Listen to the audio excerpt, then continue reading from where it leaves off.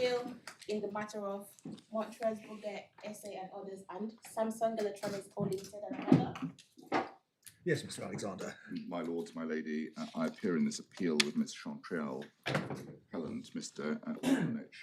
Pritchard and Mr. Selmy appear for the respondents. Yes. You will have received skeletons from both sides. Yes. So you have an idea of the shape of the Indeed. Well, I can tell you that we've obviously read the skeletons. We've read the judge's judgment. We have looked at the relevant parts of the directive at Google France, at L'Oreal and Peterson. Thank you. And maybe other materials as well, but those we've all looked at. That, if I may say so, is very helpful. And what I, in those circumstances, would propose to do is take those authorities, at least relatively quickly, just highlighting the key points Yes. rather than dealing with them in extenso.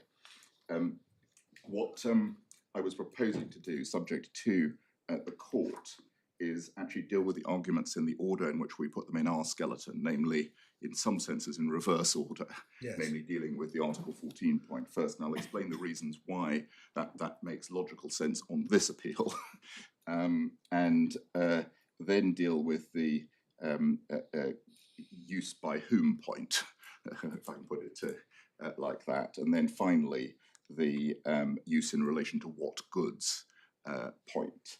The rationale for doing that is that the e-commerce directive issue is probably of the widest application, and if correct, should give rise to a complete defence to the aspect of the claim for financial relief that is the one that matters in this case, as the court will be aware that that directive doesn't provide an absolute defence to infringement of intellectual property rights, but financial relief in the circumstances in which it applies. Second, given the approach that the CJU has taken to Article 14, and in particular this technical passive and all the rest of it, can you succeed on Article 14 without also succeeding on use? yes, and I'll explain why. My lord has, of course, picked up an important point of potential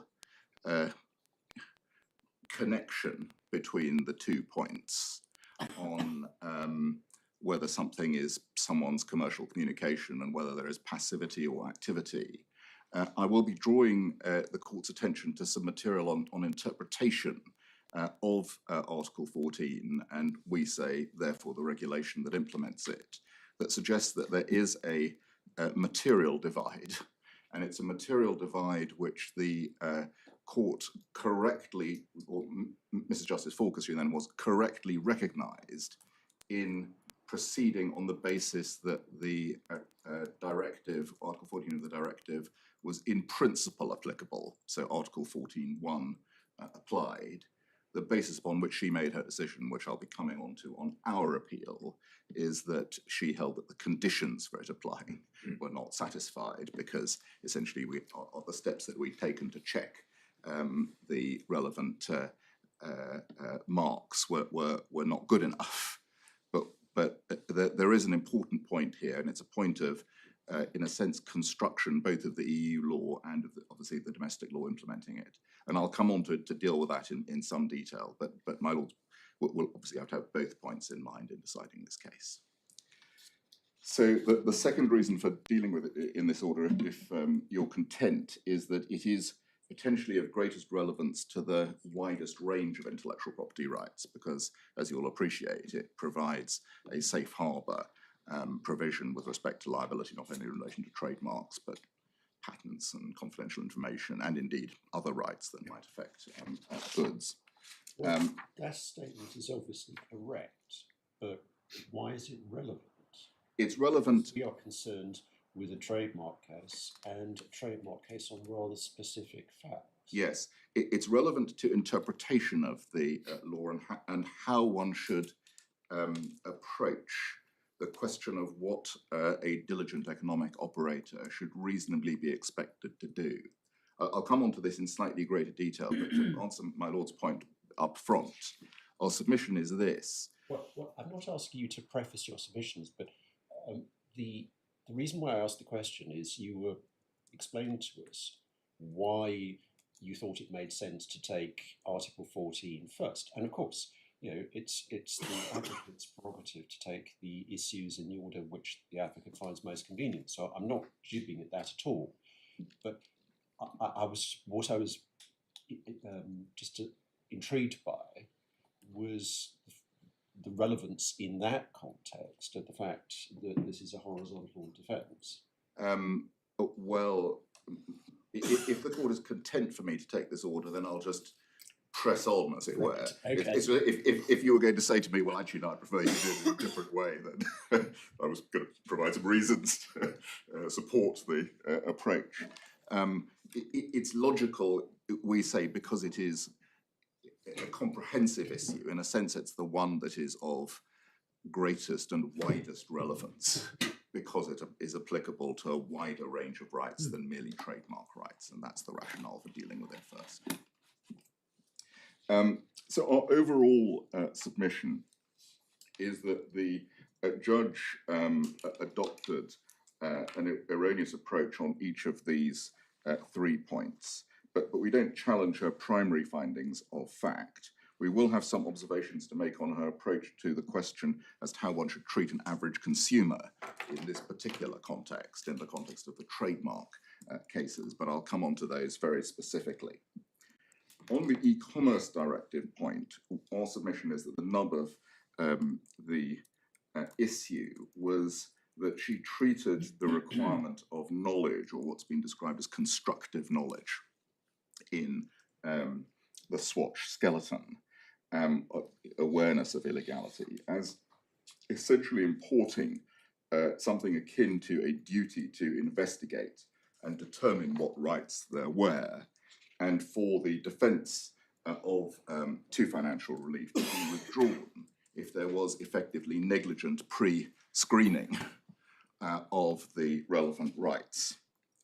And the way in which the argument has developed, as the court has seen, is that on Swatch's approach now, they say that really what diligent economic operators ought to do is nothing except notice and takedown if they want to be safe in reliance on Article 14, and that we would have, in a sense, been better off had we done nothing.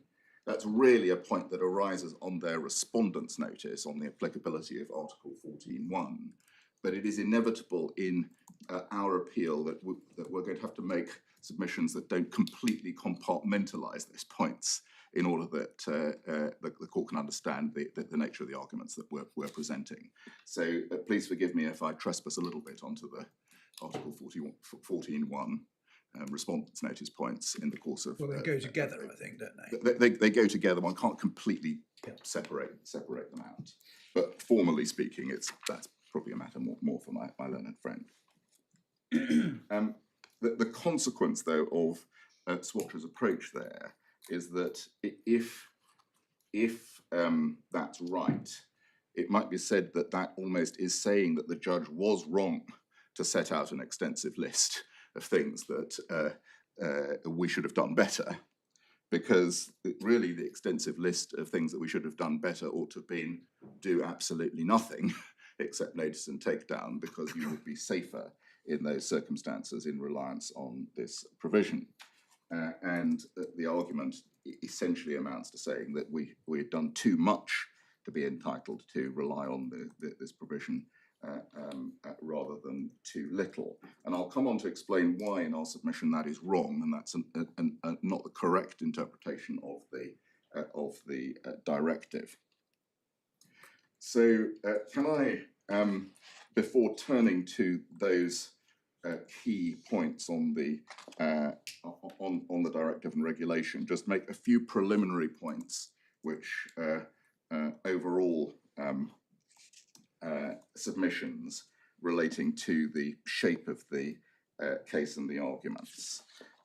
First of all, as you will have appreciated, the case is about apps which are a kind of accessory, which provide a kind of adornment for Samsung smartwatches, which are themselves electronic devices which are used with smartphones. Those are, in some senses, specific instances of a very common feature of the modern world, which is the use of electronic equipment or platforms, which users can customize or decorate in ways in which they find attractive, or install software which has particular functionality. Sometimes in the case of mobile phones, it may be family pictures or artworks or other kinds of dynamic artworks. In the case of apps, it's very common, of course, for those to be provided by third parties who have nothing to do with the technology platform on which they are downloaded or on which they are installed.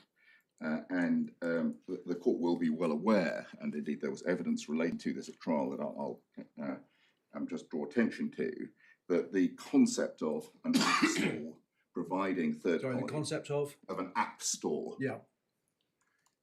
Providing third-party apps is one of the features of modern life, and normal user expectation would be that at least a proportion of those apps, if not necessarily the majority of them in every case, would be third-party provided, as they were here.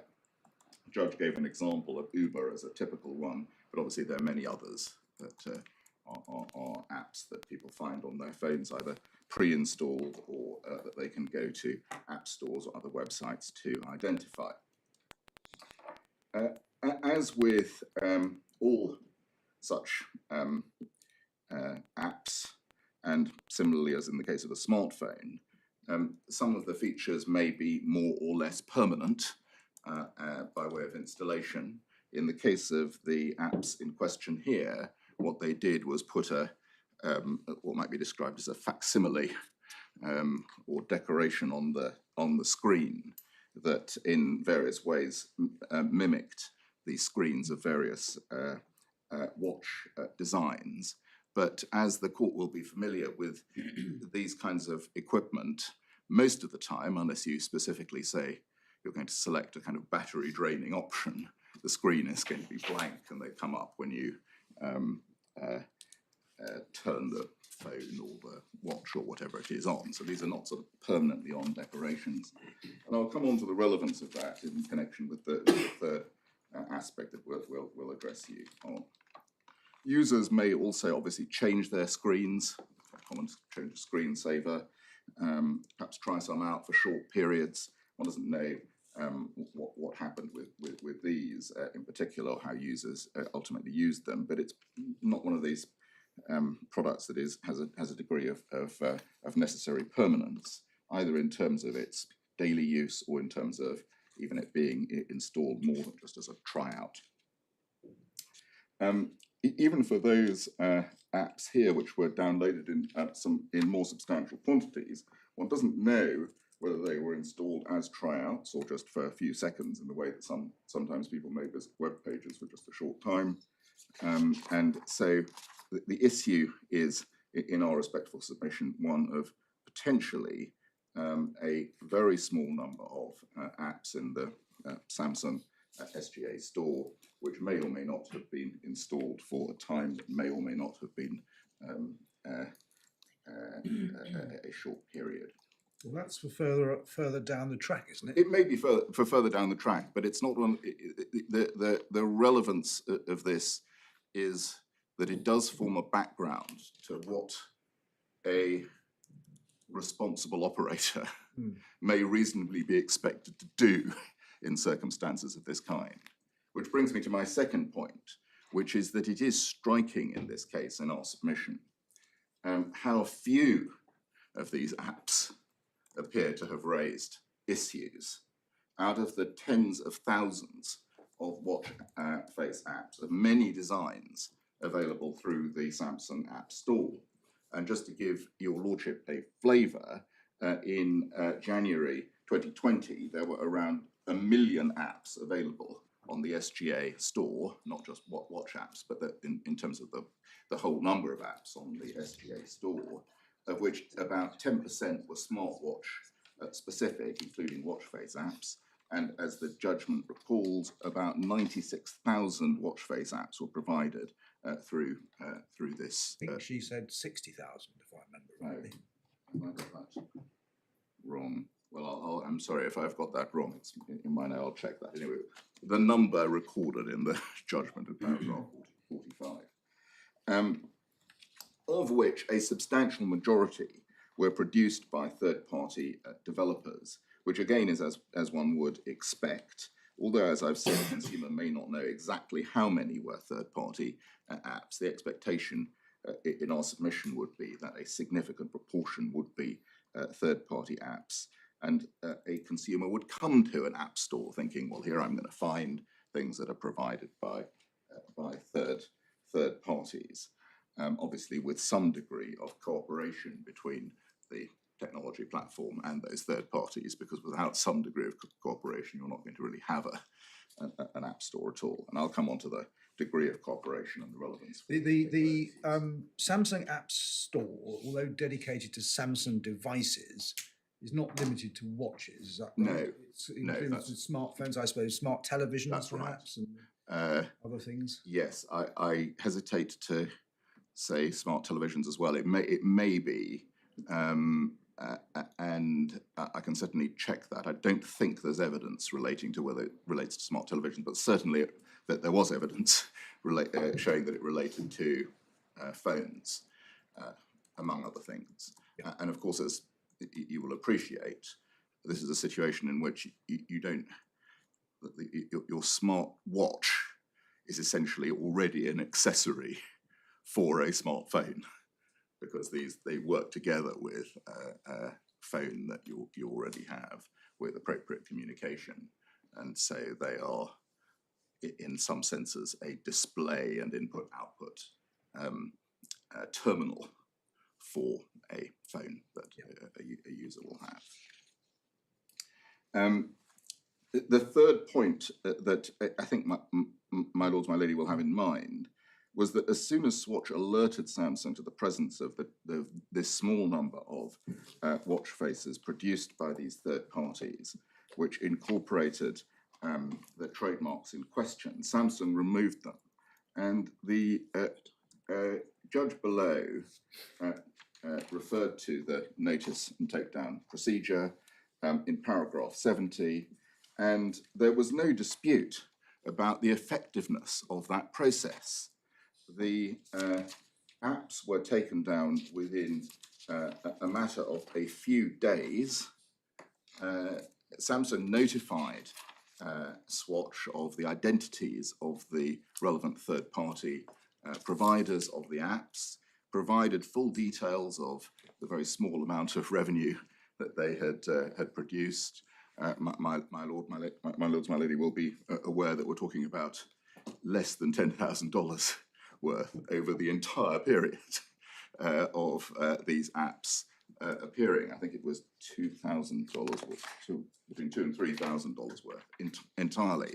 And that's because if you're listing one of these apps as a third-party developer, you essentially pay a listing fee, which is a proportion of the sales price. A lot of these apps are just provided for free. We don't know what the circumstances were of that, but it is possible, at least, that some of them are produced almost kind of for fun by hobbyists, as you have people who want to do particular things online. In some cases, and we can go to it if it's necessary, there were numbers downloaded which were sort of 2 or 3 in the entirety of Europe over the whole period. So this was not one of these situations where Samsung, or indeed anyone in a position of this kind, would be thinking, oh, this is a big problem, generally, that we need to address in advance in a major way. This is something which was dealt with when it arose, dealt with in our submission properly when it arose, but it was not even like a situation, my lords, my lady may remember the old situations of, the old cases concerning tape-to-tape copying, where you may recall there was litigation as to whether or not there was essentially liability for assisting infringement, because it was known that these tape-to-tape machines might be used to make infringing copies of music or films. I can't quite remember the exact. Think of the Amstrad case. The Amstrad case. We're not in that terrain at all, where there is general knowledge on the part of the relevant provider in advance that this store may be used significantly to commit infringements. I'll show you some of the material the judge said about the content review process, but it's not something in our submission where Samsung could be criticised for doing what they did in the context of the legislation. So no suggestion was made at that time that a claim might be advanced at what appears to be the magnitude that is suggested during litigation. We've been criticised for putting in points about what the claim may be, and we asked Swatch last week what we should be saying in that case if we were wrong about the fact that they were claiming at least in substantial tens of millions, and they have declined to answer that. But so we take it that even if the figure is not the figure that was previously said may be exceeded, this is potentially a very substantial claim that is advanced for monetary relief against us.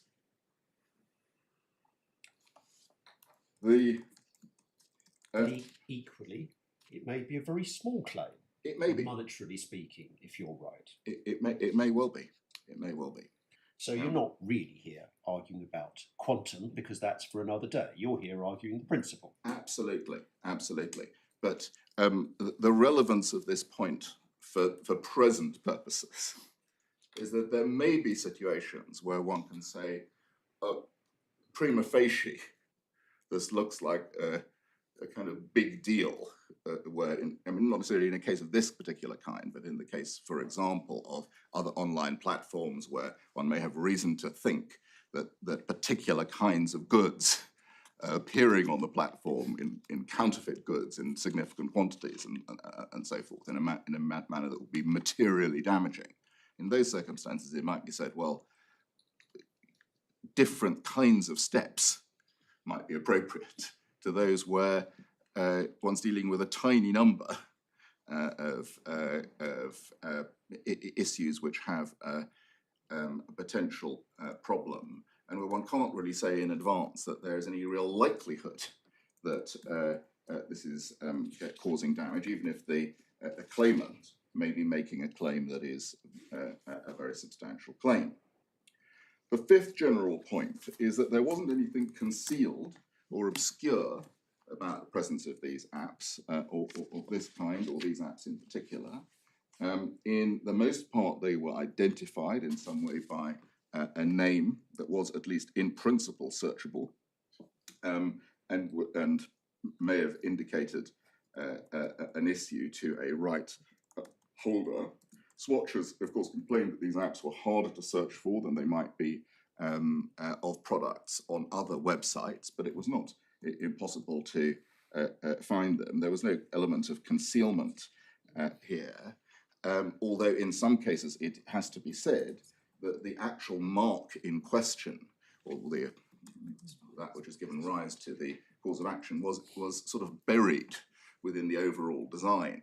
I don't know whether my lords, my lady, have looked at some of the annexes to their judgment. You'll see the designs, in some cases, with a mark quite small in the middle of an overall design. So it's something which, obviously, if you're a right owner, very familiar with some of the more upmarket brands of Swiss watches, you might look at that design and say, oh, I recognize that immediately as being a so-and-so's design. Or you may look at a mark and say, oh, well, this is picking up on a particular design. Or you may even, as the judge said, think that a mark alpha in a particular context brings to mind the mark omega in a particular context.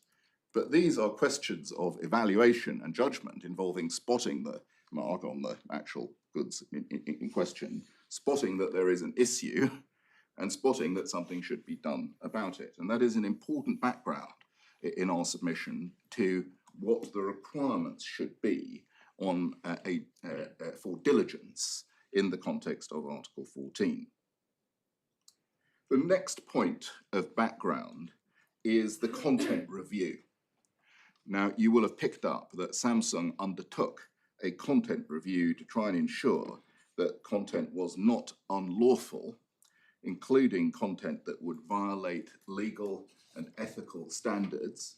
There was some element of what might be called substantive content review, in that one of the examples which we can look at if we need to was where it was said that the apps should add value. There was reference to apps which simply took you from one page to another page without actually delivering anything at all, and was in some senses just misleading the consumer. And those, it was suggested, should be weeded out.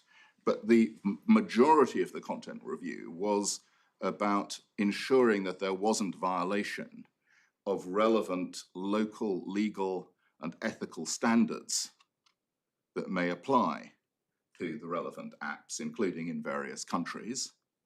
And a substantial section was devoted to intellectual property rights of third parties, not just of Samsung, albeit that the focus there was on what might be called the biggest brands: Manchester United, McDonald's, Nike, and so on. And the content review did not identify every possible trademark, every possible design as something that might be looked out for by the content reviewers, and it would have been unrealistic for it to do so. And it is true that the content review was obviously not completely effective at picking up these marks, otherwise we wouldn't be here. And the complaint is that subject to the point that we shouldn't be doing that at all, is that Samsung didn't compile in advance a full trademark register of all of the potential watch brands that might have affected these apps, so that there was a searching facility. In fact, as a result of the communications in this case, Samsung has modified its approach more recently, and is now doing essentially a degree of that analysis. But in our respectful submission, and we'll come on to the law on this, that is not what the directive requires someone to do in order to be a diligent economic operator and entitled to the limited protection from financial relief. The final point of general that you may generally want to have in mind is that the context in which Article 14 applies, and the potential difficulty of those doing pre-screening, is highlighted by the way in which the judgment came out. It is true, of course, that the judge found that the majority of apps infringed, albeit not all on all bases of infringement under the Trademarks Act, but she did find that 4 of them didn't. And in the case of some, as we have said, some people, perhaps one can say reasonable people, might differ as to whether the marks alpha and omega were confusingly similar. Didn't find them confusingly similar. She expressly found that there was no likelihood of confusion. You put it correctly earlier when you said that she found that one called the other to mind for the purposes of a claim under Article 9(2)(c) or Section 10(3). My lord, I was going to just come on and say that, because what I was going to say was reasonable people could differ in relation to that aspect. But then there is a further aspect of trademark law which requires the court to look at, what is called trademark law in this country, which requires the court to look at questions of things like calling to mind and so forth, which requires a further step of evaluation, which even goes beyond the question of whether or not a mark is confusingly similar. And the reason I say that is because I expect that there may be some contexts in which a different tribunal could say that alpha and omega were confusingly similar on this basis, that they were both Greek letters, they were conceptually similar to that extent. One doesn't know. And when I say another tribunal, I'm not suggesting, of course, that any of the members of this court would reach that conclusion. But if one is thinking about the law as it applies to pre-screening, it doesn't need to cater only for what the English court would consider may or may not be an infringement. It needs to cater for what other courts in this context in Europe may consider to be arguably infringing. And it brings to mind an observation of, I think it was Francis Jacobs in an earlier trademark case, where he was rather critical of a German court's finding that the marks Schellernücki and Lucky Whip, I think, were confusingly similar for the purposes of German trademark law. And my point is not to criticize the judge on this basis. Obviously, we differ, but this was a case that was advanced by Swatch. They were saying that there was a case of infringement inter alia on this basis. So the issue. Your essential point is that there are a lot of evaluative judgments to be formed at a pre-screening stage in deciding whether or not a particular design may or may not infringe a registered mark. My lord, that summarizes it. What I was trying to do was to put a bit of flesh on that point and say this is not just an abstract, in a sense, a lawyer's point that says, well, has no basis in reality. That even if one looks at what happened in this case and the detail and attention that the learned judge gave to making these evaluations and the evaluations that are required under the Act, that those who've had to make evaluations of this kind on a more frequent basis will know that quite often it involves looking at a mark, identifying what the relevant context is for looking at the, looking at the sign, identifying the relevant context for looking at the sign, taking a range of factors into consideration in any given evaluation, and they are sometimes matters on which people may differ. I understand the force of the point as a generality, but how does it work in circumstances where some of the infringements are double identity infringements and don't require any evaluation whatsoever? Yes, the force of the point works in a range of ways. So that's a way of testing the degree of diligence, because if the degree of diligence doesn't pick up the obvious infringements, how does it help you to say, well, it would have been tricky to pick up the subtle infringements? Well, the point here is not, or the relevance of that point is not to that issue, it is to a different issue. It is to the one of whether or not there needs to be a pre-screening program at all in order for someone to be regarded as a diligent economic operator. It is also relevant to whether or not, in order to be so regarded, it is necessary for such an operator to equip themselves with the material that would enable that evaluation to be undertaken. Because my lord has, of course, put my lord's finger on it. In the case of a double identity, one is comparing a mark with a sign. What one has in the case of a pre-screening program, what one may have, is the sign that appears on the, in this case, the apps, but it may appear on the goods.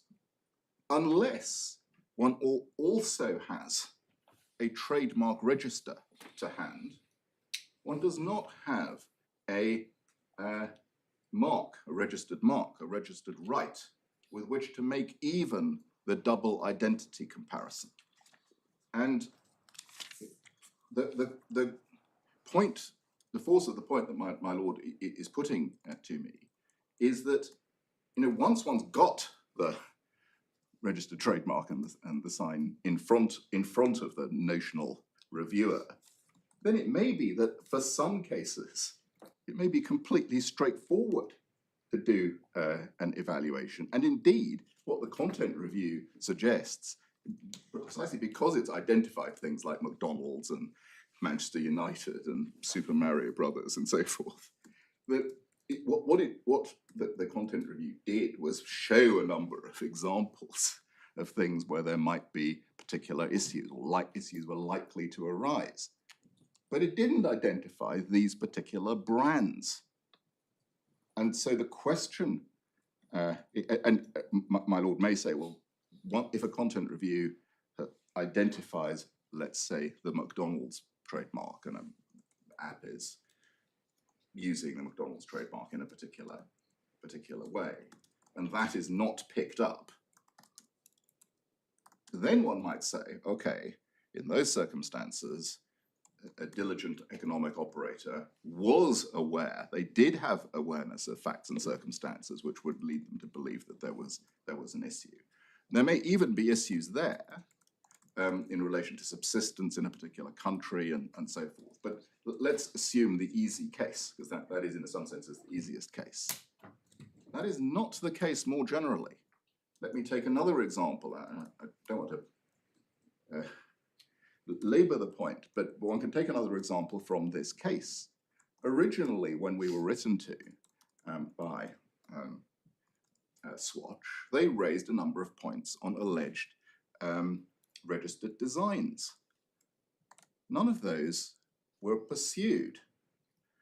Now, what is not clear is whether it is suggested that, as well as having a trademark register of trademarks of signs, one should also keep a registered designs register.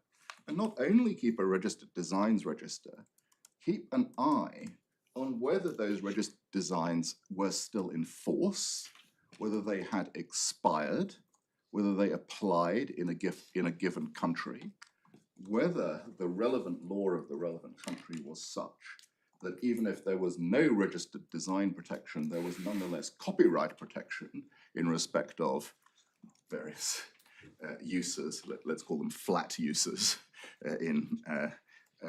on surfaces or in the context of apps.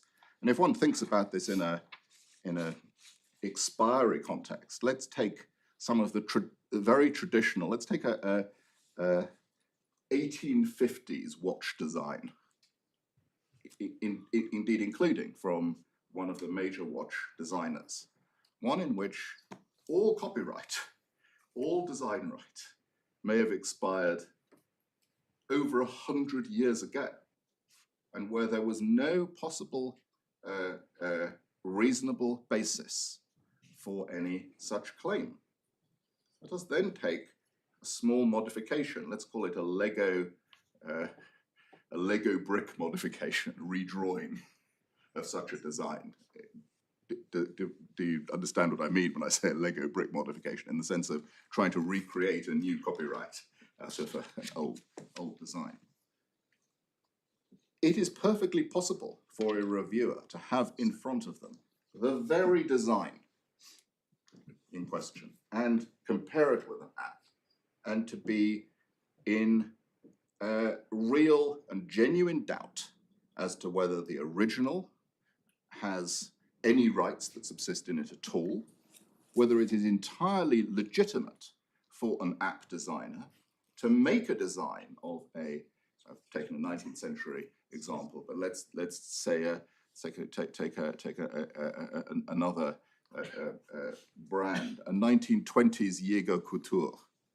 How on earth would one know, as a reasonable reviewer, whether the design in question was one which had any rights at all that even prevented someone from making a watch to that design? But aren't you tilting at a windmill here? That's not what the I judge am. found. My lord, that's why I said I didn't want to labour that point. But the reason that it's important, and it's not tilting at a windmill in the sense of it not being a point of importance, is that as soon as you go down the road of saying that a diligent economic operator has got to engage in rights searching. Well, it may depend on what kind of right. It may. I mean, if you're talking about an unregistered design right, there's not much you can do about it. If you're talking about a registered trademark, there is something you can do about it. So the standard to be expected of a diligent operator may vary depending on what rights we're talking about. It may. Our overall submission, though, is that the scheme of the legislation does not contemplate or require there to be any right searching. And the reason... And that I don't think the judge said that there was. I think what she said is that having done your content review, indeed, you found out two facts: the name of the app and the style of the app, and that, she said, should have led the diligent operator to do more. Indeed, and our submission is that, well, there were a number of points on that which I'll come back to in detail, but the key point there is that we should not have been disentitled to rely on that defence as a result of acquiring that information when we would have been entitled to rely on the defence if we had merely operated a notice and takedown procedure and not equipped ourselves with that information at all. I follow that point. Yeah. And that's the biggest of the points. But our, in a sense, subsidiary point is that, yes, it's true that our procedures were not great. I don't think we'd say that they were as good as they could have been. But we were not.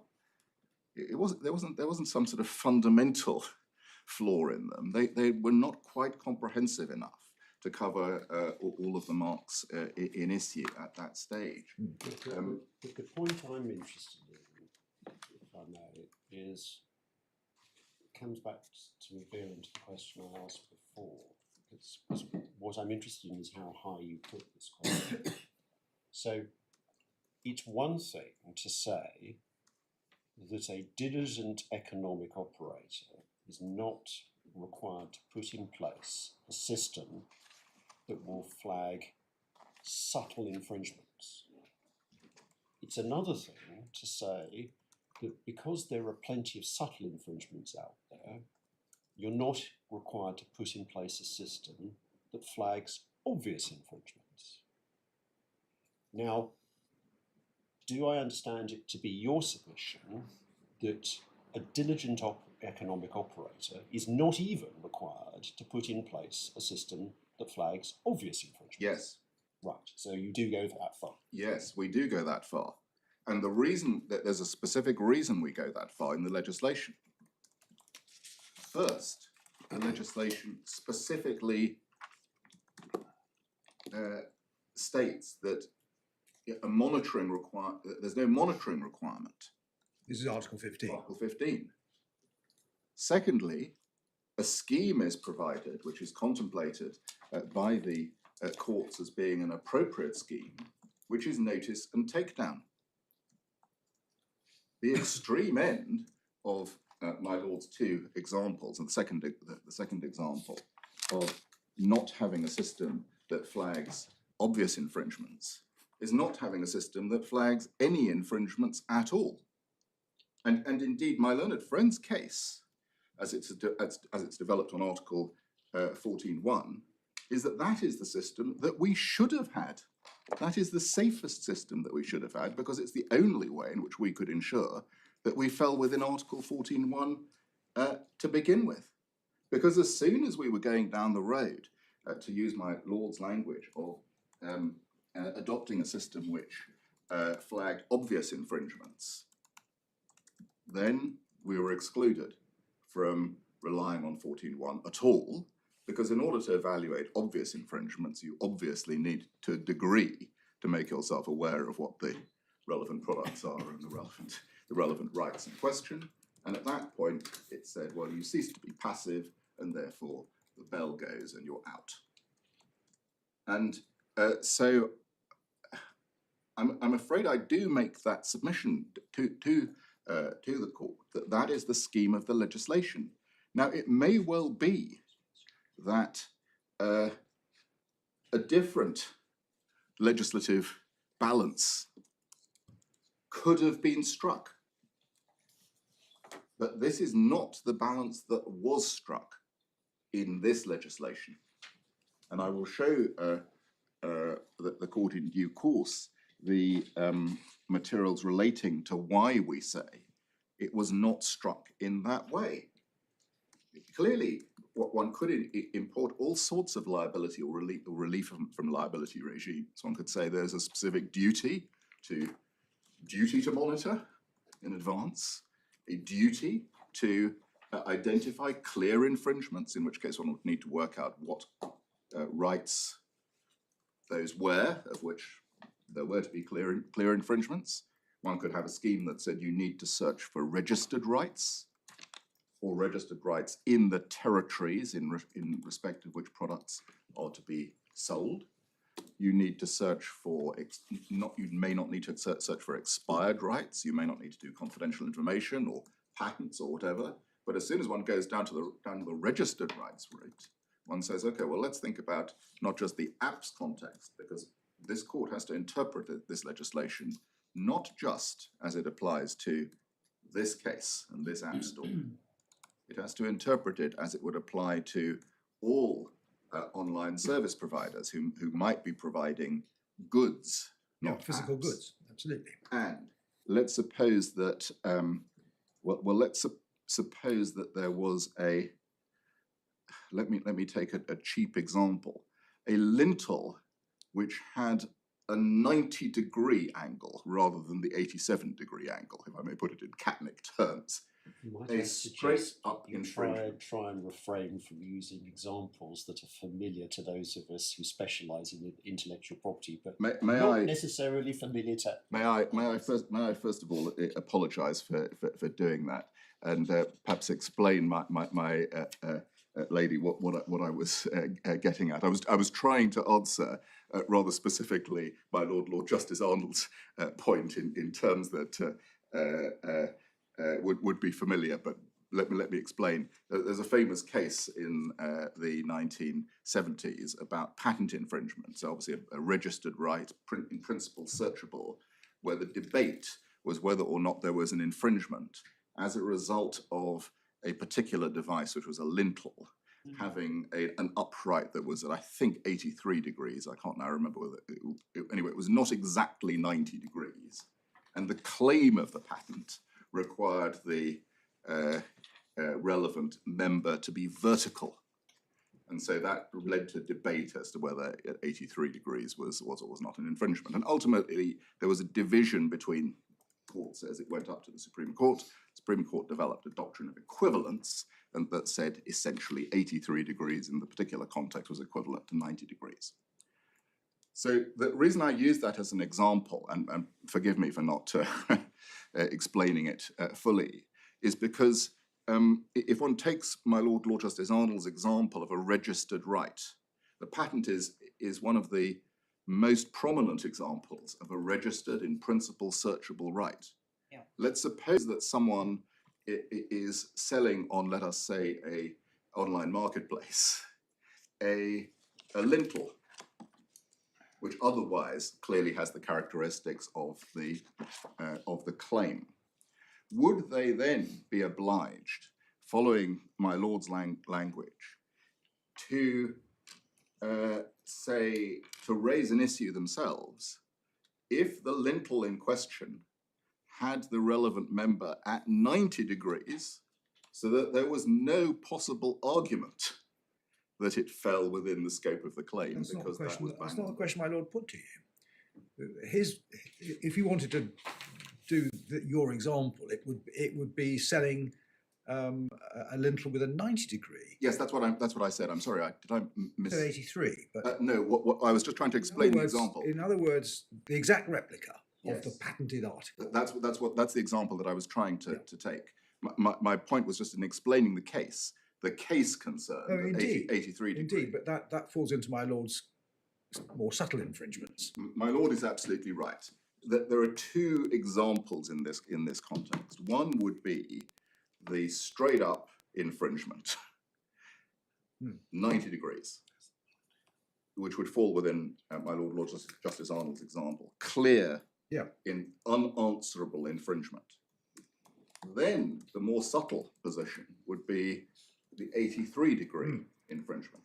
But the question that I was posing in answer to my lord was whether, on the basis that these rights were registered rights, so publicly available rights, a duty arose on the online service provider to search in relation to lintels on its store for the presence of a patent which provided for the relevant features, to analyze that patent and then say, well, in those circumstances, because this is at 90 degrees, I can't sell it even though This brings the me back 83 to the degrees. very first question I asked you this morning, which is, what's the relevance of patents to the issue with which we are concerned?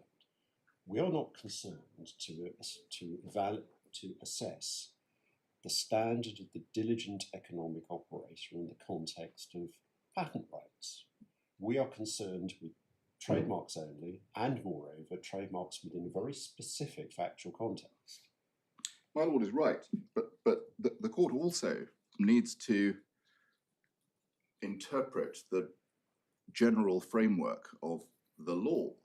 And if my lady reached the conclusion that the law as a matter of generality should be interpreted as imposing a requirement to search for registered rights, because this is the starting point of... But I'm sorry to interrupt, but this is the problem. Let me put the question a different way.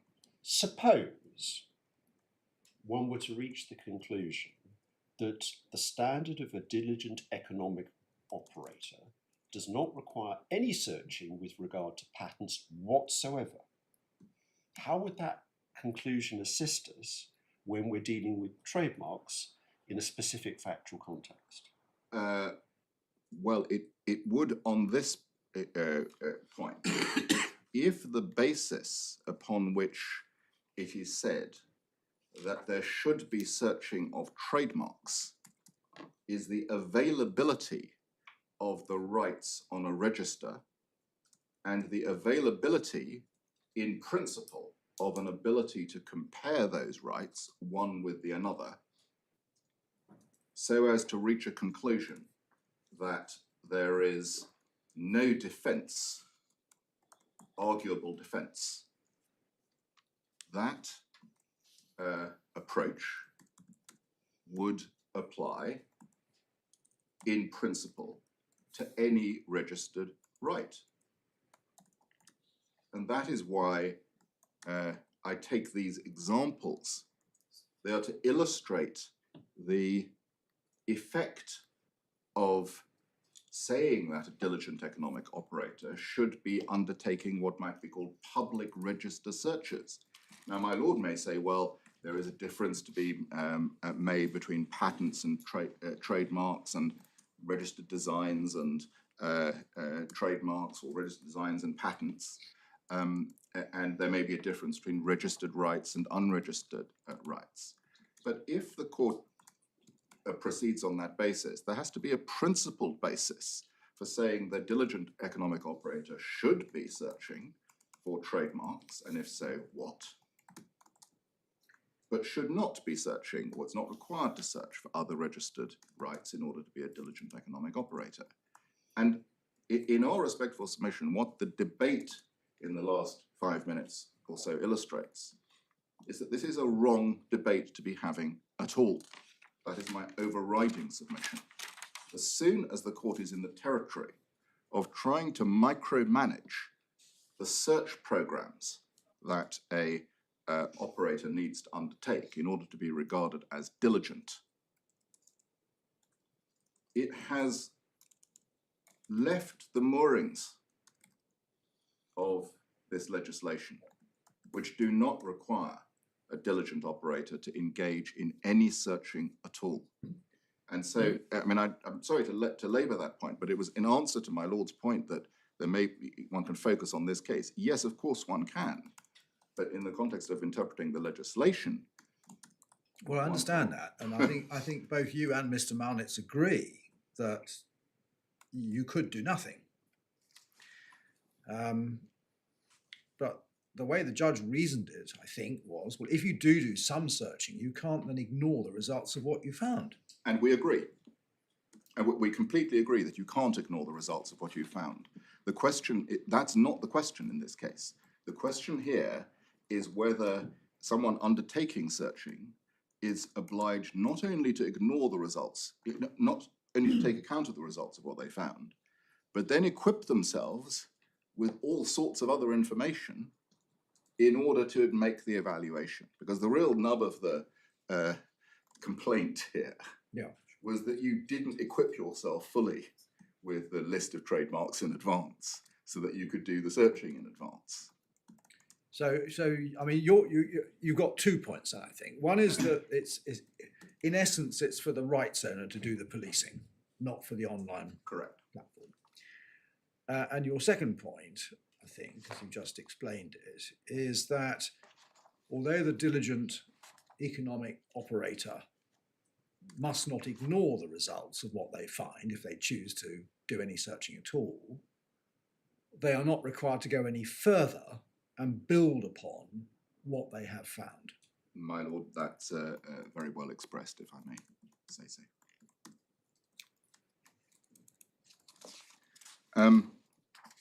And we don't say that there is any special rule for app stores. We're not trying to do special pleading here. And I'll come on to that more in the respondent's notice point. Our submission is that this is a question that is applicable across the board. One might say that apps are a rather good example of the kind of e-commerce that one might specifically want to encourage in an e-commerce directive. So our submission is that we shouldn't be penalized because we are an app store. And when I say penalized, I mean this, and this is perhaps more on the Article 14.1 than on Article 14.1a point. One of the features of apps, just like YouTube videos and so forth, is that they have got content. They're not just lintels in the sense. I mean, a lintel obviously may embody intellectual property in a way, but apps may include visuals and music and designs. They may also actually involve some element of patents that may be applicable depending on the local law that's relevant to computer implemented inventions. So this is not a situation where they are rights free. They're subject to a range of rights.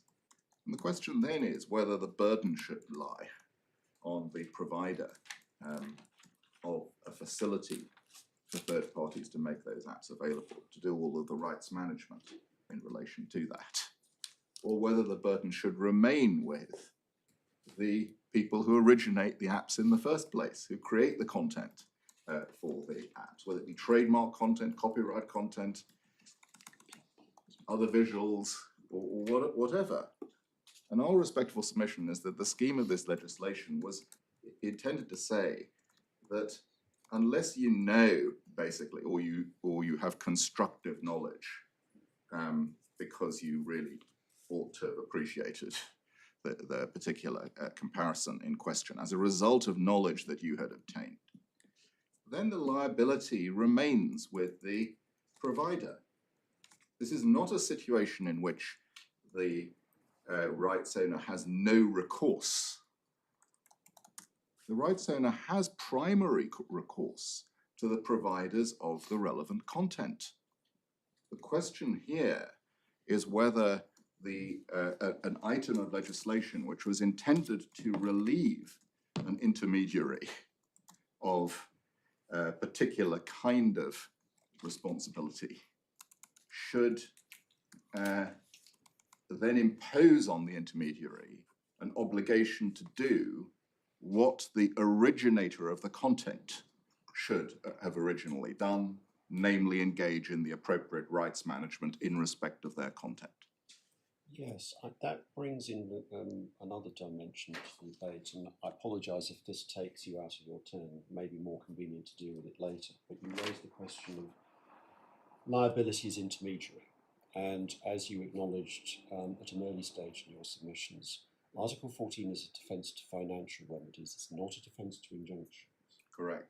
And as is well established now, under the Enforcement Directive, there can be injunctive relief against intermediaries, even if they are not liable for any infringement themselves. Yes. And that dovetails with the provisions in the e-commerce directive. So the question, I think, therefore comes back to this.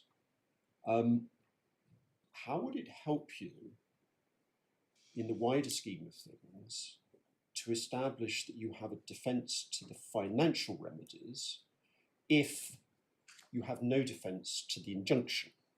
Because going forward, one might have thought that your clients were more interested in what they have to do. If there's no defence, we don't care, and we didn't care as we show by our actions about these apps of which complaint was made appearing on our store. We took steps to remove them immediately. We're not wanting to have these apps on our store, and didn't in the first place. But, all right, let me rephrase my question to see if it illuminates. Are you appealing against the injunction? We are, but not under this point, because this is Article 14A. Well, you can't, as far as this point is concerned. Exactly. But is it your client's position that they are untroubled by the injunction? Well, the way It's the injunction that requires compliance with a standard of conduct for the future. I'll come on to deal with that in slightly greater detail, but it actually is not quite framed like that, because the general injunction was granted against infringement. I think it's right to say that if injunctions are tailored to the particular apps in question, then the position may be different. But if what my lord is putting to me is that the fact that an injunction may be granted means that the court then has the ability to impose a pre-monitoring requirement and outline its terms in order to avoid future issues that may arise. We respectfully submit that goes well beyond the scope of what is permissible under the scheme of the legislation. The case law of the Court of Justice makes it perfectly plain that specific monitoring, as opposed to general monitoring, may be required by injunctions. Yes. Against intermediaries, pursuant to Article 11, third sentence of the Enforcement Directive, and that is entirely compatible with the safe harbours in the e-commerce directive. So, if the question is one of what it is that your clients have to do going forward, then how can one ignore that dimension to the debate? Well, I don't think one can necessarily ignore the dimension to the debate, but that's not really the way in which the debate has been framed so far. And that part of the reason for that is because our primary contention is that if one satisfies notice and takedown, then that is a satisfactory way of addressing matters. It certainly is the case that in some contexts, the court has said that there can be some kind of pre-assessment exercise in the context of injunctions. And indeed, I think my lord even has made observations in relation to that in decisions on internet intermediaries in completely different contexts. But what we're dealing with here is potentially largely past liability in relation to these particular acts. Exactly. This is why I'm interested in this question, because I can perfectly well understand that a party such as your client may say, what we are concerned about is financial exposure, and we want to establish that we're not financially exposed. That's a perfectly rational point of view, and I can understand that. But on the other hand, other parties might take the view that it's less the financial exposure resulting from this particular case which they're concerned about, but rather what standard of diligence they're required to do to adopt in the future. And the point of my questions is that that is really a question of amenability to injunctions. And amenability to injunctions puts you into a completely different territory because they don't just depend upon establishing an infringement by the platform at all. My lord is of course right. And if I may respectfully say, I will need to think about that point a little bit because it hasn't been the focus of the decision below or indeed this appeal. My lord is of course right that as a matter of legal theory, at least, that there is a connection between the two. Whether there is in this case in practice or one that makes a difference is another question. And I, in fairness, I think I would need to come. But you see, this is the point of the question, because it goes to this issue of whether we are in some way supposed to be laying down the law for the internet, or whether we are concerned with the very specific facts and the very specific complaints. Yes, and I don't suggest here that this court is laying down the law for the internet, but in relation to the question of whether, and if so, what monitoring requirements there are in relation to a site of this kind, that is an issue that affects potentially both questions. So let us assume that just for present purposes, that your lordships are with me on this argument, that there is no pre-monitoring requirement at all, and that so long as adequate notice and takedown is complied with within reasonable time, that is the obligation that service providers have for the future, which is my primary argument. And that is a primary argument both for the past and for the future. That is one thing, and any injunction, if it were framed in an appropriate way under those provisions, would say so long as there is adequate notice and takedown, and that is kept in place and in force, then there shall be no liability, or there shall only be an injunction to the extent that notice and takedown has not been complied with. If, on the other hand, you say no, there should be a pre-screening obligation in general in this area, and specifically and there should have been with respect to this case, and there should be going forward with respect to this case, then you would have a different view as to how an injunction should be framed, the circumstances in which it would come into effect, and so forth.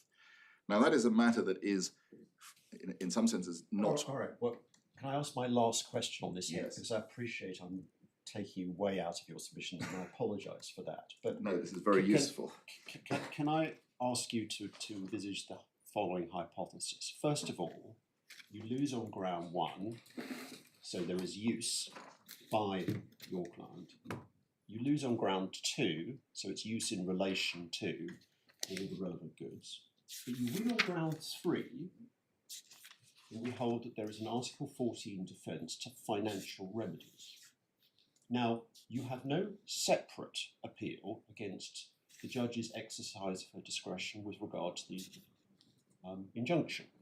So upon that hypothesis, you are immunised from any financial claim, but you remain subject to the injunction going forward.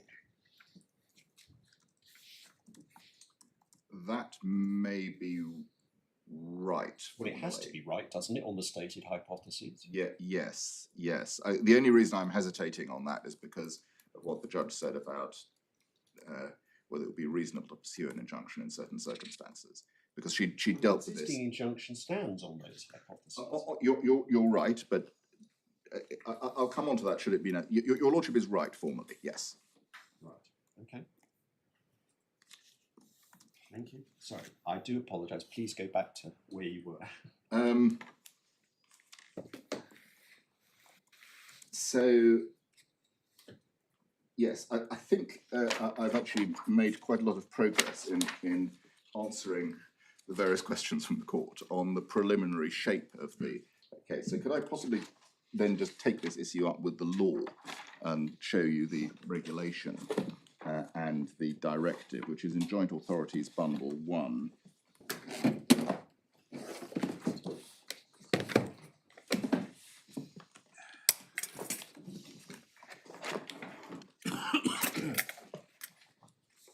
And it is, if you have it in hard, the court mainly working on hard copy or? I'm old-fashioned, I'm afraid You're I right. use hard copy.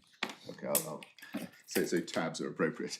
Tab 3, J 33. And I think really you've got the point on Article 14 and Article 15. The regulation, I don't want to repeat those are all set out. The regulation at the next tab reflects those in Regulation 19 at JA 57.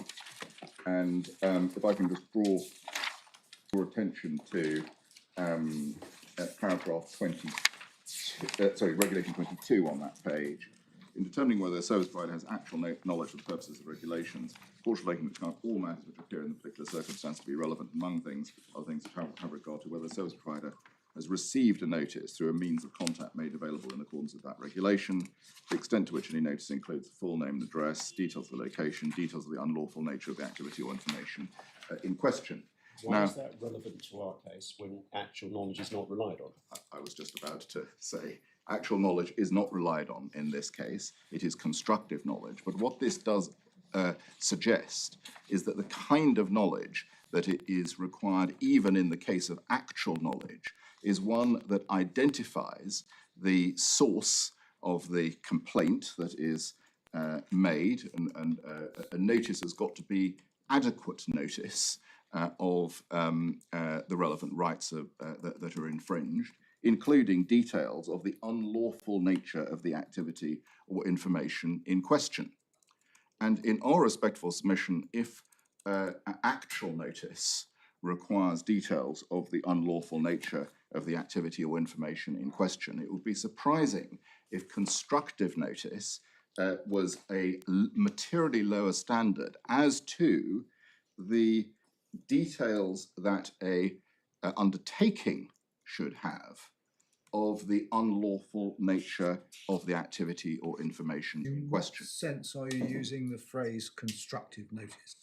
Constructive notice is a term that's been used in some of the case law and some of the reports. Well, I'm not sure it's been used in the case law much, has it? It's been used in some of the commentary. It's been used in some of the, I think my lord is right, it's been used in some of the commentary.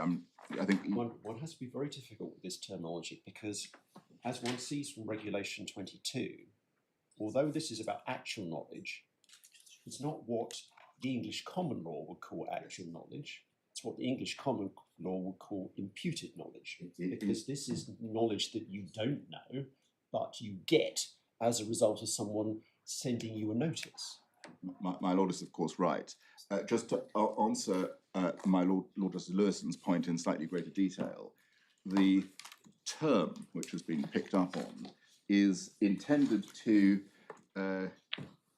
summarise the second part of Regulation 19A little Roman 1, where the question is whether the service provider does not have actual knowledge of unlawful activity, and where a claim for damages is made, is not aware of facts or circumstances from which it would have been apparent to the service provider that the activity or information was unlawful.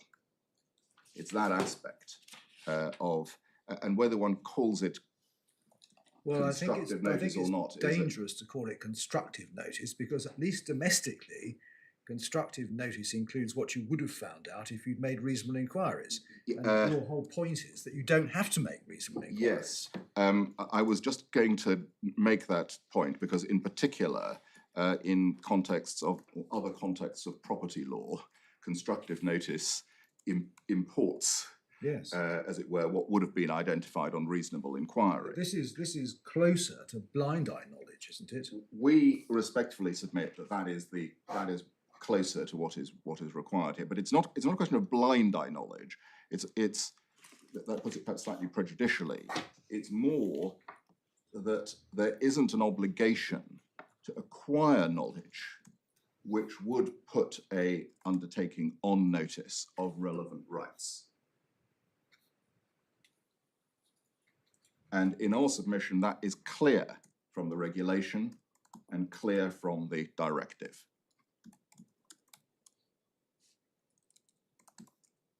And it is reinforced by the no monitoring requirement, because, just to follow my Lord's thinking about constructive notice, if in an English context it was said, oh, and by the way, constructive notice does not require the person noticed to go and identify whether or not there are rights that are infringed by a relevant monitoring task, that would not be what the English common law encompasses by constructive notice. It would go further than that. But how do any of these English notions help us in circumstances where this is EU law? They don't, but I was simply answering my Lord Justice Lewison's point about the distinction and the need for care. Well, that's why I'm not sure I like this phrase, constructive No, and knowledge. we're not sure we like it either. I've only used it because it's a shorthand, but in legal terms, it is not the same concept as that of English constructive notice. And my Lord Justice Arnold is, of course, right to say, why are we talking about this at all? in a sense, if I may, that's not a discourteous way of summarising that observation, because these are EU concepts, not seeking to draw down from the English law of constructive notice, still less the English law of constructive notice in completely remote contexts of constructive notice. However, we do say that there is a clear divide here on construction, essentially, and one can put it in terms of the regulation or the directive. The statutory provision refers to awareness of facts or circumstances from which it would have been apparent to the service provider that the activity was unlawful. And our submission is that there is no realistic or appropriate way, having regard to the European background, among other things, in which it can be construed to mean something completely different, namely, awareness of facts or circumstances from which it would not have been apparent to the service provider that the activity was illegal, but which would have been apparent to the service provider, or might have been apparent to the service provider, had the service provider also acquired awareness of other facts which it was not obliged to acquire.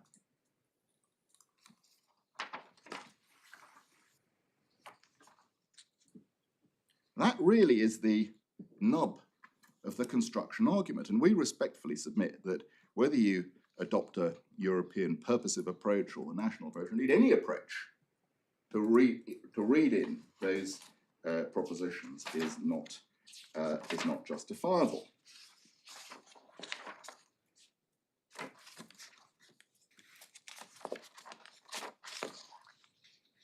Now, if I may make just a few further submissions on these provisions in the context of the directive, and for that it's probably useful to go back just to tab 3. First, Article 14 forms part of a suite of provisions within Chapter 2, Principles, where the individual articles of the directive are intended to facilitate the provision of information society services, as to which, for example, recital 8, which we've drawn attention to in our skeleton, is relevant. We say in passing that it would not be appropriate to apply or to interpret the legislation so as to deprive it of meaningful effect in realistic circumstances, and that arises on the Article 14 respondents notice point. Second, the manner in which Article 14 has been implemented in the English regulations is, in our submission, consistent with what the directive requires and how it has been interpreted by the CJEU. And as just mentioned, it does not import the second alternative approach to interpretation that I just gave to the court.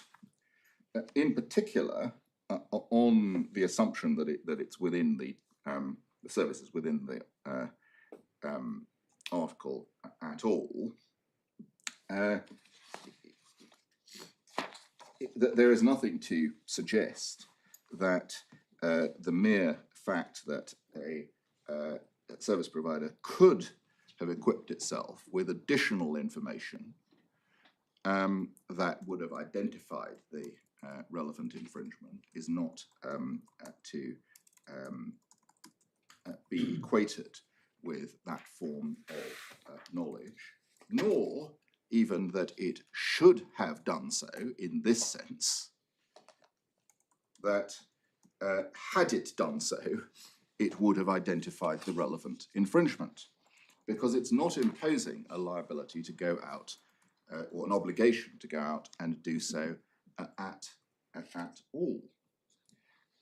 Third, if one thinks about the concept of knowledge, again in the context of the kind of knowledge that's required for actual knowledge, for the scheme to be consistent, one would say, well, this is not importing a completely different approach to knowledge, so that it's importing an obligation. That actual knowledge, it doesn't import any obligation to go and search, and has actually an obligation on someone who is drawing rights to someone's attention to be clear and so forth. But on the other part of that limb, suddenly an obligation is provided on the service provider to go out and do significant searches in order for them not to be imputed with, to follow my Lord's approach, what English law would regard as constructive knowledge. That is not the scheme of the legislation. And it is partly because the purpose of this directive is, in some senses, to facilitate e-commerce and to facilitate the provision of services by online service providers. That's the overall scheme of things. The next point is that there is nothing that suggests that in this legislation that suggests that if there is any form of interaction between the service provider and those who are seeking to use its services to put their wares before the public, that that would mean that this legislation had no application. And I'll come on to that in greater detail when dealing with the respondents' notice on the technical automatic Since we're on the recitals, I appreciate that recital 42 has been canvassed in the skeleton arguments. I don't know if there's anything you wish to say further about that, but it seems to me that's rather relevant to the submission you've just made. And one which I see has been sidelined in our bundle, but I don't think was particularly commented on in the skeletons, although I may have overlooked something, is recital 47, which goes to the extent of Article 15. Because what recital 42 tells us is the exemptions from liability, and that's all of them, cover only cases where the activity of the service provider is limited to the technical process and they're technical, automatic and passive. And then recital 47 tells us that the restriction under Article 15 applies only with regard to obligations of a general nature. It does not concern moderating obligations in a specific case. Yes, well, we agree, and our submission in relation to recital 42 is that what is contemplated there, and I'll come on to this in slightly greater detail when I deal with the respondent's notice, because it really arises more under that head than the other, is that if one looks at the way in which that has been interpreted and regarded as applicable, including actually in the more recent legislation which refers to a scheme of this kind, is that the checking for infringement of intellectual property rights in particular is not something that takes the takes a service provider outside the framework of this legislation. Even though on one view one might say that it is not technical in the sense that it may not be, let's say, an AI system or something along those lines, or automatic in the sense of computer operated. If one has a scheme in place, which is a generally applicable scheme, that is not content selecting in an active way, but is within limits, we would say neutral as to content. And when I say neutral as to content, not completely neutral in the sense that it will not preclude an element of protection for members of the public in respect of content that may be inappropriate, including for intellectual property rights reasons. That's not to be regarded as outside the scheme of this legislation. But I think it's probably better if I come back to that under that head. But of course, that and the recital that attention has been drawn to are. I think recital 40 touches on that as well, although it's not sidelined. It does. It does to some extent, yes.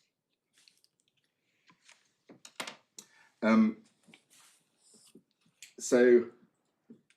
I can't remember which number in my list I've got to, but in any event, the next point on this is really just the one that I've made on activity and passivity, and that there isn't anything that suggests that this kind of activity would disable an undertaking from relying on Article 14. I'll come on in a moment just to show you some of the recitals of the most recent legislation, which is post-case, which is in the bundles, which suggest in our submission that this law is properly to be interpreted in a way that does not discourage or exclude the fact that providers undertake activities which are there to protect against illegal content. And to that extent, both the interpretation placed on the earlier case law and on this legislation is correct, and we will be submitting, I'll show it to you in greater detail, that it's confirmed by what's said about it retrospectively in the most recent, in a sense, reenactment of this provision, which clarifies the matter. So we submit that the way in which the e-commerce directive and the implementing provisions strike the balance between owners' rights and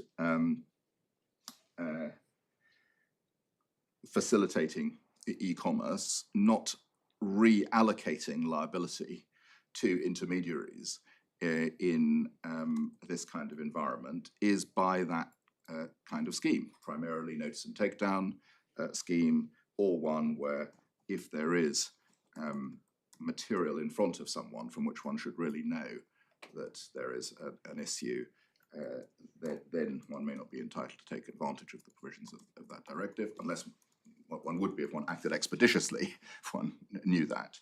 But that's the scheme, and of course then there's the actual notice point. Just to go back to the recitals for a moment. Yes. Recital 46 seems to be principally concerned with Article 14. And what that provides is that the provider of the service, upon obtaining actual knowledge or awareness. Now, does actual govern both or just knowledge? So there are a number of answers to that point. First, the general obligation is provided for, the general exemption is provided for in Article 14. Yeah. And I think it's probably right to say that it's better interpreted as actual knowledge and then a separate clause or information activity as regards a claim for damages is not aware of factual circumstances from which illegal activity or information is apparent. But I accept that there may be a scope issue in relation to actual knowledge. In the regulation, Regulation 19, in our submission, what I've just submitted to you, I think, is more likely to be in harmony with the framing of that regulation, although I would accept that the contrary is not unarguable. So, if I can just then gather together a few of the points, some of which have been made before, that we say affect interpretation and then bring together the issues on that.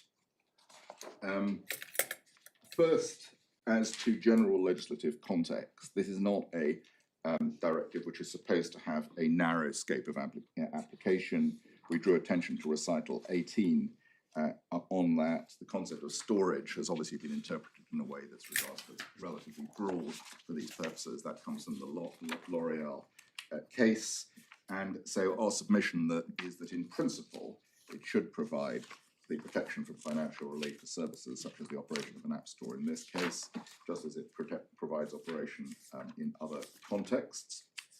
Second, a point that I've laboured, so we'll just touch on briefly, that the range and unknown nature of potential rights affecting goods and services which may be provided under an information society service suggests that this legislation should not be interpreted so as to impose an obligation to seek information about those rights on an information service provider, information society service provider. And I think my lords, my lady have my point in spades on that one. Third, the starting point is actual knowledge and awareness of facts or circumstances from which illegality was apparent, reinforces the point that there should be knowledge not only of the subject matter, but also of the legal rights which would make the acts in question illegal. We are dealing with awareness of facts or circumstances from which illegality was apparent. That is a strong requirement.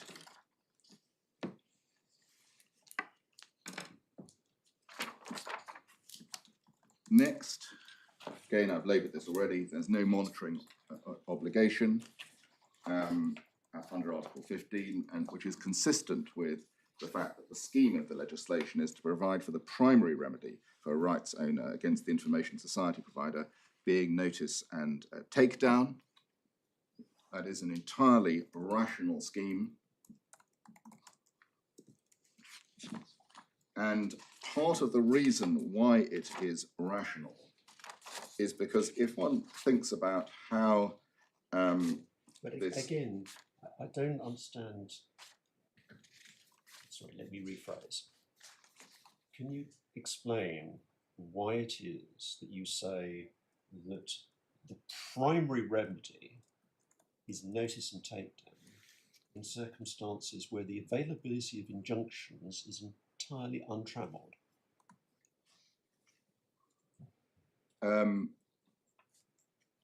This is purely a defence against claims to financial remedies. Yes, the primary remedy. I mean, in a sense, one follows from the other on this Because basis. see, one way of looking at these kind of disputes is that actually the primary remedy is injunctive relief. And yes, of course, parties are understandably concerned about financial exposure. But in terms of regulating conduct, it's the injunction that matters. Yes, my lord is right, but that depends on the terms of an injunction. If one is thinking about a situation where an injunction is confined to the act that is actually the subject of the notice and takedown. So in this context, this app and this app and this app shall no longer appear. The reason that notice and takedown is a primary remedy is because if someone does not, following an adequate notice to take down those apps or remove those products, then they would be subject to an injunction requiring them to do so. That's very clear. So you're accepting that notice and takedown implies notice and stay down, notice and keep down. Yes. I'm sorry. You're absolutely right, and I'm sorry. I should have made that clear because it is notice and keep down. Because I think the Advocate General in Peterson says that, doesn't he? Yes, because part of an effective notice and takedown procedure is if the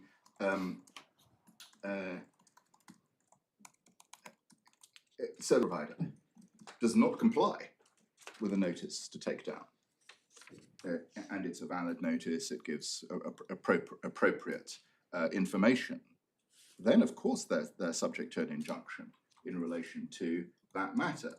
Now, one of the questions, and this is an issue that... But then you see the next stage of the argument is we went round all these houses on the website blocking injunctions, because one of the arguments there was notice and take down is enough, notice and stay down is enough, to which the answer given by the courts was no, it's not enough, you've got to go further.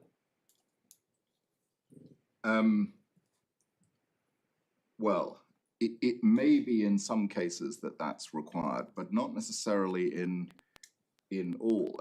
One of the issues about the notice and takedown cases, and I'm afraid I don't have all, about the internet service cases, I don't have them, website blocking cases, is that generally the facts on which they were based were what might be called mass infringement, if I may put it like that, by either particular websites that were then using the relevant services, so that you could somehow sensibly say, well, all right, if you know that there is a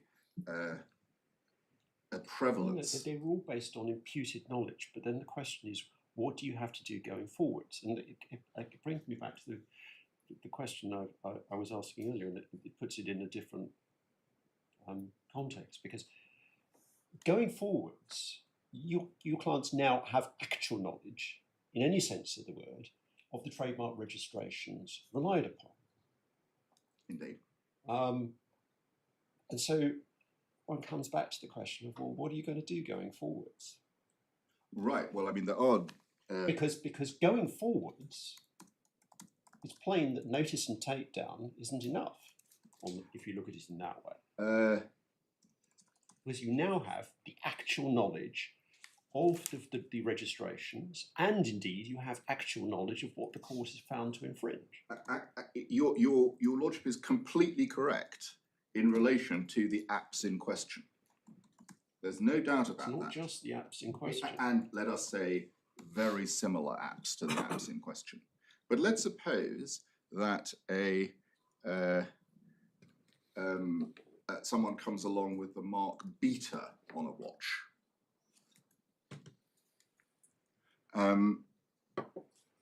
Well, what pre-screening should be done in relation to beta on the assumption that omega is known as a registration?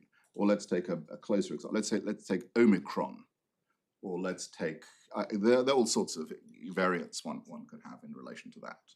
One approach on that aspect. I'm sorry, Arnold, I want to interrupt. Well, yeah, but maybe I'm not making myself clear. I fully accept that there, as I hope I've made clear already, there may be subtle questions about subtle infringements. That's fine. But part of your argument, and I think it's an important part of your argument, is there's no obligation in the legislation, you say, to go off and search trademark registers.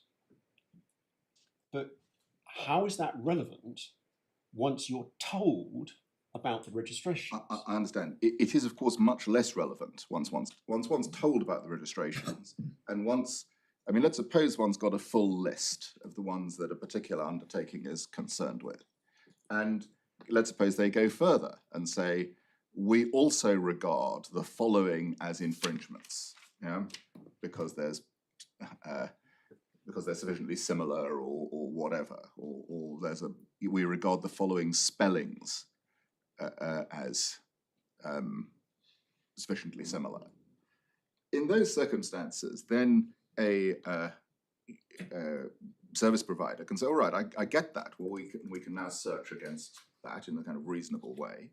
If the website proprietor doesn't do that, and they are subject to an injunction, there may be consequences if they haven't done what they should do.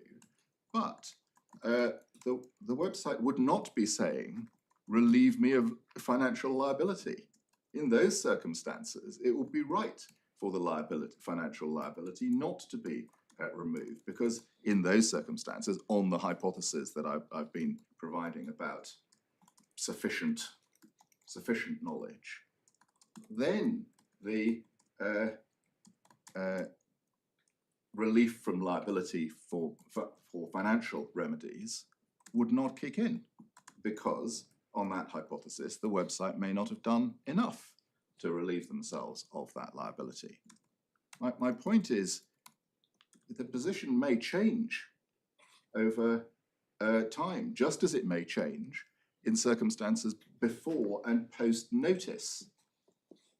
Because in some respects, giving someone a trademark register, saying we are concerned about these, is not the kind of notice that would give actual notice. But it is the kind of notice which in some circumstances could be regarded as providing sufficient notice for the knowledge of circumstances from which infringement illegality would be apparent. But before that has been provided, that is not something that a website is obliged to search for in advance. And there is a very good reason for this as a matter of practical implementation of this law. What one wants to do in this area is to encourage rights owners and online service providers to cooperate together. To be sure. To actually, one wants to, and in fact there were requests which I can't remember the full details of them, so I'll be careful about what I say. But what one doesn't want is a situation that says, okay, well, please tell me which marks you are concerned about, so that I can address them in advance.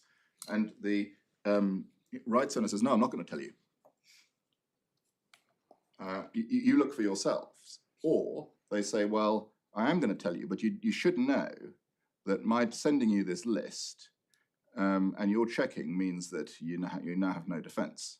So do you want me to send it to you? Yeah, well, I mean, that would be... You've just made what I think is an absolutely central point, because what happened in L'Oreal and eBay, for those who don't know, I'm sure you know, but others in court may not, is that after the judgment of the Court of Justice, having been given the parameters, the parties got together and agreed what steps eBay would be required to take and what steps eBay would not be required to take. Well, I don't know what discussions that there may have been, but that would be, I don't think anyone on this side of the court would disagree that that was a sensible way forward. Whether it's achievable, I can't It takes say. two to tango. I It takes appreciate two to tango, but my point on the matter of legal submission Yeah. is a slightly different one. And my lord knows, I think, has got the point as to where it's headed, which is that what one shouldn't do in the context of legislation which has as its purpose, in part, preservation of intellectual property rights.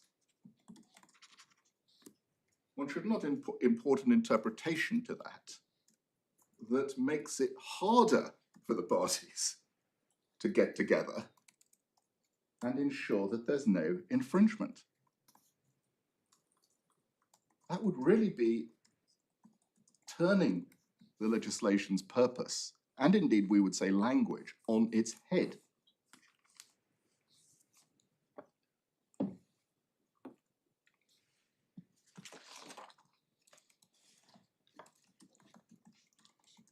So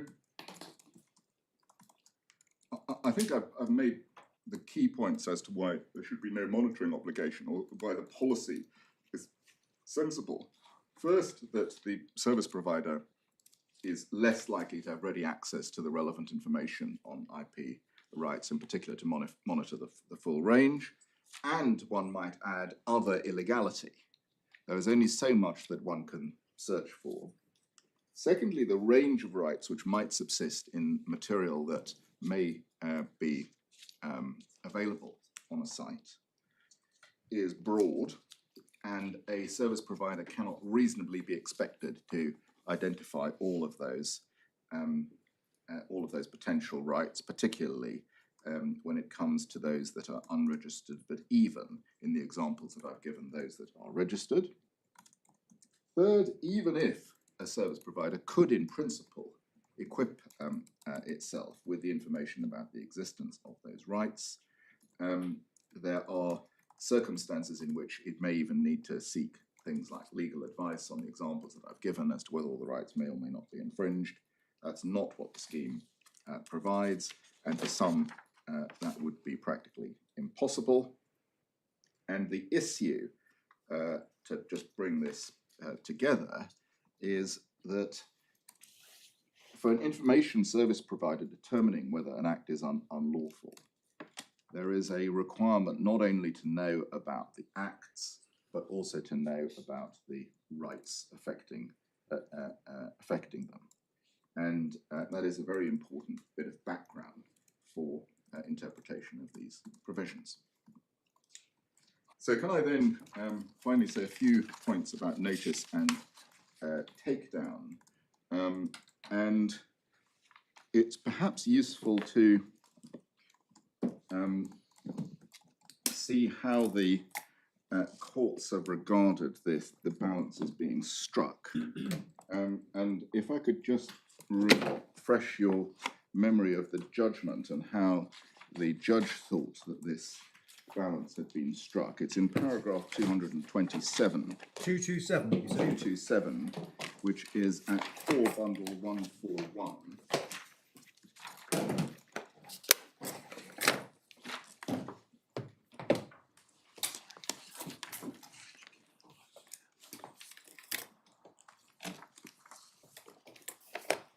And the reason I look at that first is, well, go back to 226 to show the what the approach that the judge took. But she said that this approach, which was the approach of requiring the kind of searching in paragraph 226, provides an appropriate balance between the different interests. In essence, having determined for its own perfectly legitimate reasons to undertake a content review, Samsung is required to behave as a diligent economic operator would in respect of the content which it becomes aware in the process. Changes Samsung has made to its processes since the dispute started appear to go some way towards meeting that requirement, although as indicated above, there appears to be a bit further to go with the review process. Now, we respectfully challenge that as reflecting the right balance that the legislation strikes. I do not for a moment say that the approach that the judge took is not one that a legislature might take in other circumstances. A legislature could impose the kind of obligations that she articulated in paragraph 226 and strike the balance in a different way. But this legislation hasn't done that. And if we go back, what this legislation has done, and we'll see it in the authorities in a moment, is to strike the balance really at notice and take down is the way you deal with this issue. Because that's the way that you allocate the kind of optimum information about the rights, which is by the rights owner, the optimum ability to monitor, which is largely by the rights owner, but coupled with then an obligation on the service provider to act pretty quickly when rights come to their attention. That's the way in which this legislation has struck the balance. So if one then goes back to 226 as to where the judge thought this balance had been struck, under this head, she said under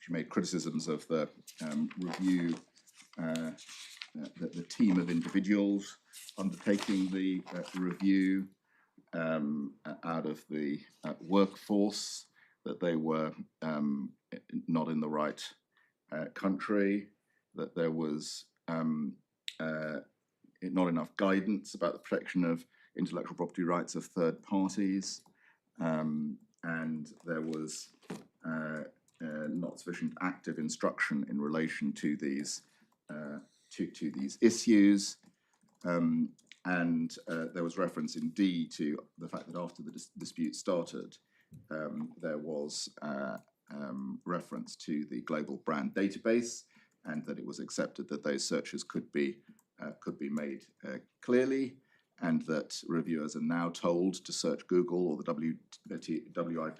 WIPO database in cases of doubt, and it's an improvement. But she didn't even seem to think that that may be enough to do that kind of searching, and she took account of the fact that the high proportion of the watch apps are watch face apps. She'd expect Samsung to ensure that the reviewing team had knowledge of a good range of watch brands, so as to be reasonably well placed to pick up infringing apps rather than being limited by individual personal experience or cultural awareness. And this is the level of detail to which this prescription extended. I would also expect there to be clear positive encouragement to any less experienced local staff to check any doubtful cases with an experienced reviewer without being penalised in respect to the number of apps that they're expected to review in a given period. This is very detailed prescription of what, in her view, would be required to be a diligent economic operator. And on the form of order hearing, she made it clear that she wasn't saying, well, this would be enough. This was just matters that should be done. It was not sort of, this is if you do this, we'll give you a clean bill of health. But the reason for present purposes that I draw the court's attention to this is that in some senses this reflects the judge rightly having the courage of her convictions in this sense. That if you go down this route of saying there has to be a pre-screening program of a particular kind, you're automatically in the territory of prescribing in some detail what the program needs to do in order for it to satisfy a diligent economic operator test. And so to that extent, although we say her approach was not that of the law, what it recognized was that if the law required this approach, it was this kind of level of prescription that would be required in order to make these fine determinations. Is that what she's saying, or is she saying if you choose to do it, then this is what? Oh, She's indeed. not necessarily saying, I think, you are required to do this, but she's saying if you choose to implement a review process, indeed. then you should do Indeed, this. I accept that, and this this, in a sense, leaves open the possibility that the diligent economic operator would be literally the blind eye operator, and that well, in fact, because the blind eye operator would then have no notice of anything at all, even the content of to that limited extent. And if you choose to take the blind eye approach, then you might not need to do any of this. I accept that this passage is consistent with that. But on the assumption that one is not going down blind eye, then this kind of prescription is is inevitable. The reason in our submission that one shouldn't be thinking about blind eye in this context as an approach to interpretation is the context of the internet and the nature of things that may go up on the internet. There is concern in many quarters about content, whether it be inappropriate or indecent images of minors, whether it be promotion of activities that are regarded as undesirable, whether it be fraud. You know, there are all sorts of things that one could reasonably, that any internet service provider of any kind could reasonably be criticized for not doing some kind of filtering of. And one might say into that mix go things like counterfeiting, because counterfeiting can be actually actively damaging to, I mean, it can be fatal if people sell counterfeit medicines and so forth. Yeah, well, this is where the website blocking debate started, because the copyright owners said to the ISPs, "You're already doing this voluntarily with regard to your agreement with the Internet Watch Foundation to remove images of child pornography from the internet, and if you're employing the technology for that purpose, all we're asking you to do is to use it for the purpose of stopping copyright infringement." Indeed.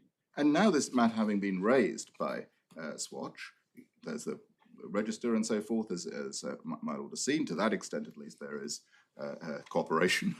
And that's how matters go forward. But the question in this case is not that case. The question is, well, what is the position before that has happened? Because we're dealing essentially, subject to my Lord's point about the relationship between the injunction and the past liability, one's dealing with an issue of the past. So we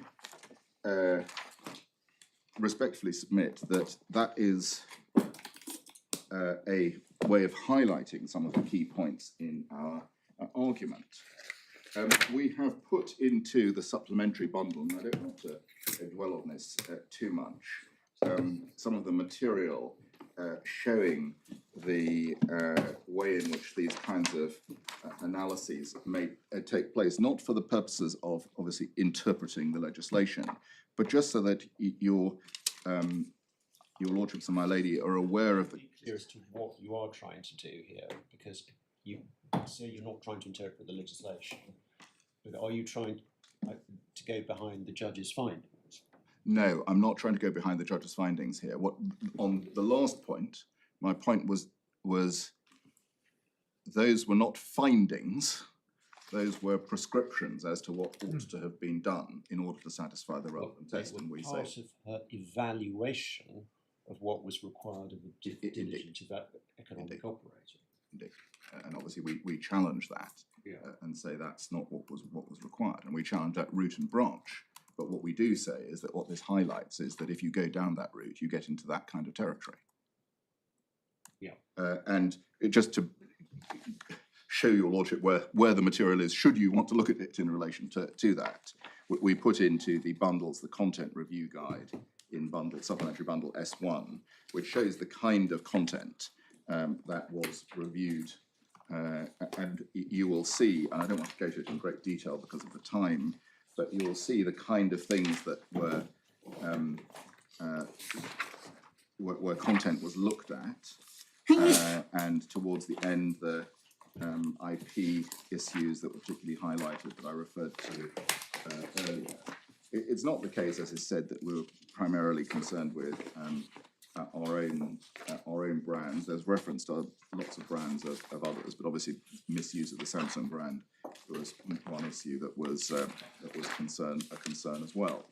But my point is not to make any specific observations on that, but just to give the court a flavour of what kind of things content review may involve in this kind of context, and to submit to you that it is desirable not to interpret legislation to preclude or make it less likely that this kind of content review would be undertaken.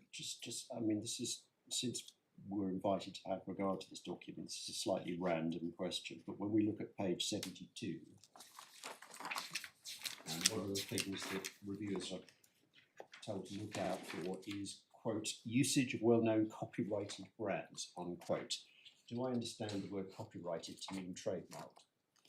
I'm afraid I can't assist my lord on that. When you look at the examples, that seems to be I what think is that's, meant.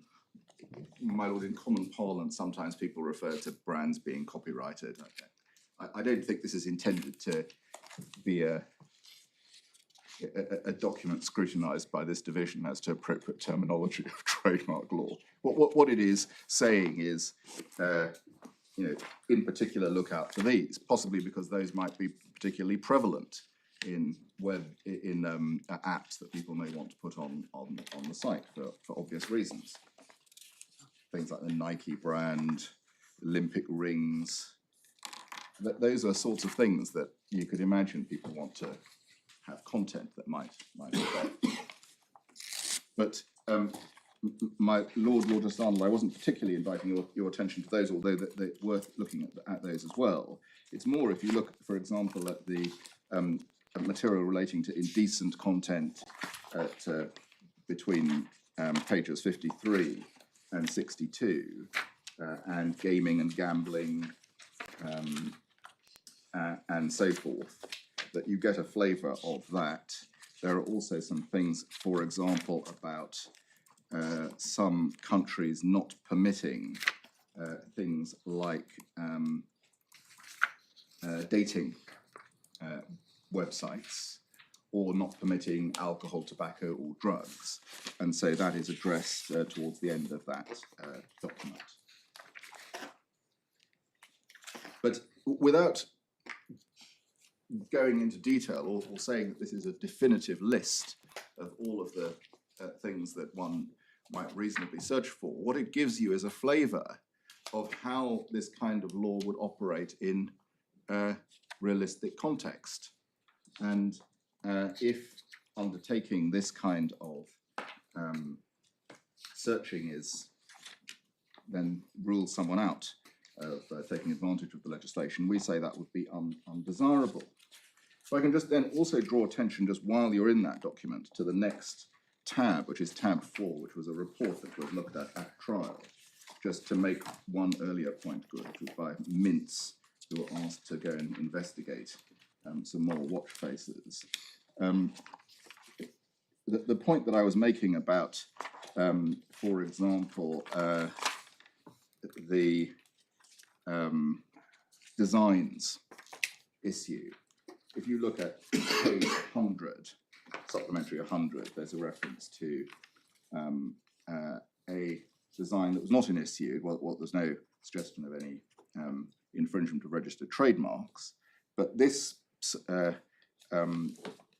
investigation agency had identified that a developer had uploaded a app to watches entitled VP Milkfin 01 and Bluefin, and it said they may resemble certain watches from the Omega Seamaster collection. Now, let's suppose that there was an obligation to do a more general rights searching. This wouldn't come up on trademark search as offensive. One would presumably need to know in quite detail, in sort of nerdy watch design detail, that this may be something that may have some resemblance to the relevant collection before one could take action in relation to it.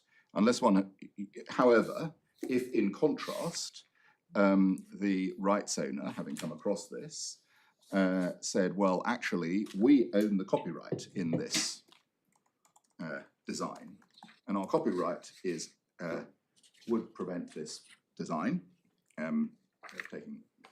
being included, or here is a registered design that relates to it, or here is a copyright that subsists in France, even if not in the United States or whatever. And even though the design is not exactly the same as this, we regard it as substantially similar under the law of whatever, then there is a scope, just to follow my Lord Justice Arnold's point, for a reasonable discussion to be had there and then, if it looks like it's problematic, possibly even undertakings err on the side of taking things down when there's even a dispute raised in relation to them. It would simply go. But if you say, okay, well, once you get to this point of that being raised, and this wasn't raised in the case, then... Excessive takedowns are a well-known problem, but that's true even on a notice system. Oh, it is, but my Lord, perhaps my submission is this.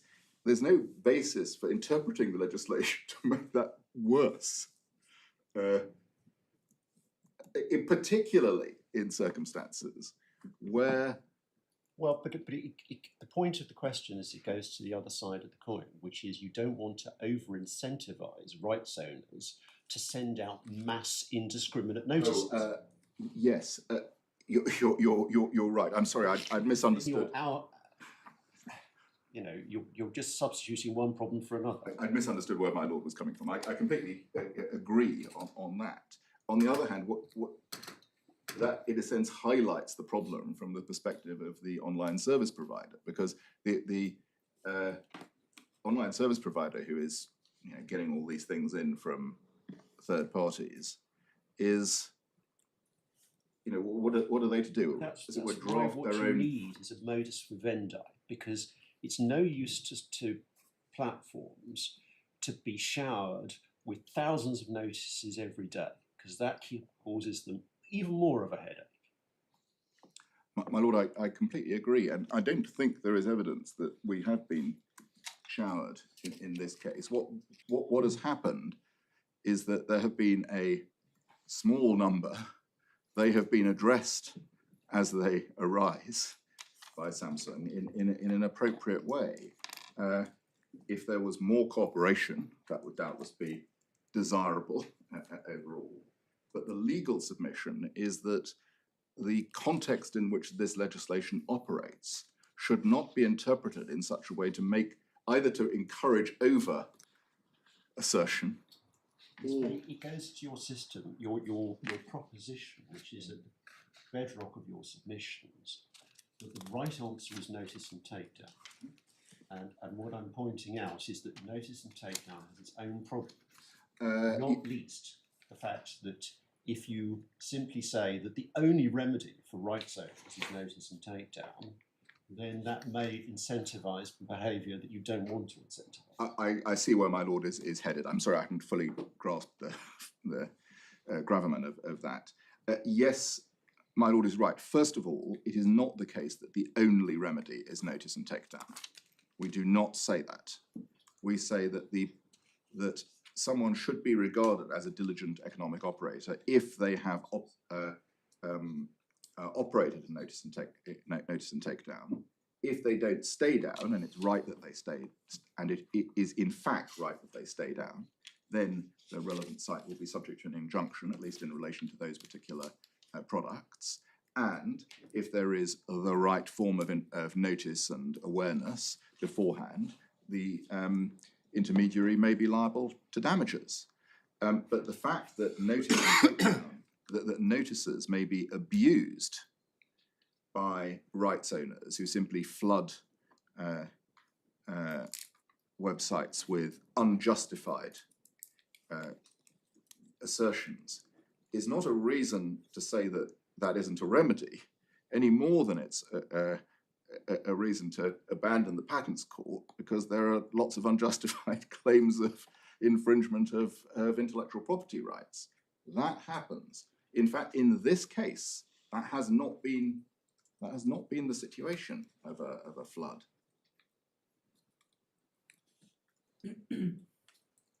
But the remedy that I think my learned friend is suggesting is the most appropriate one, is where there should be notices and they should be acted on, but absolutely nothing is looked at beforehand, so one can forget any form of content review of any kind. Not that there should be limits on notice and takedown. The other thing, of course, as my lord will know from other cases, notice and takedown is not just a single notice, end of story process in some cases. Sometimes a rights owner will raise issues, and sometimes a service provider will come back and say, but what about? Yeah.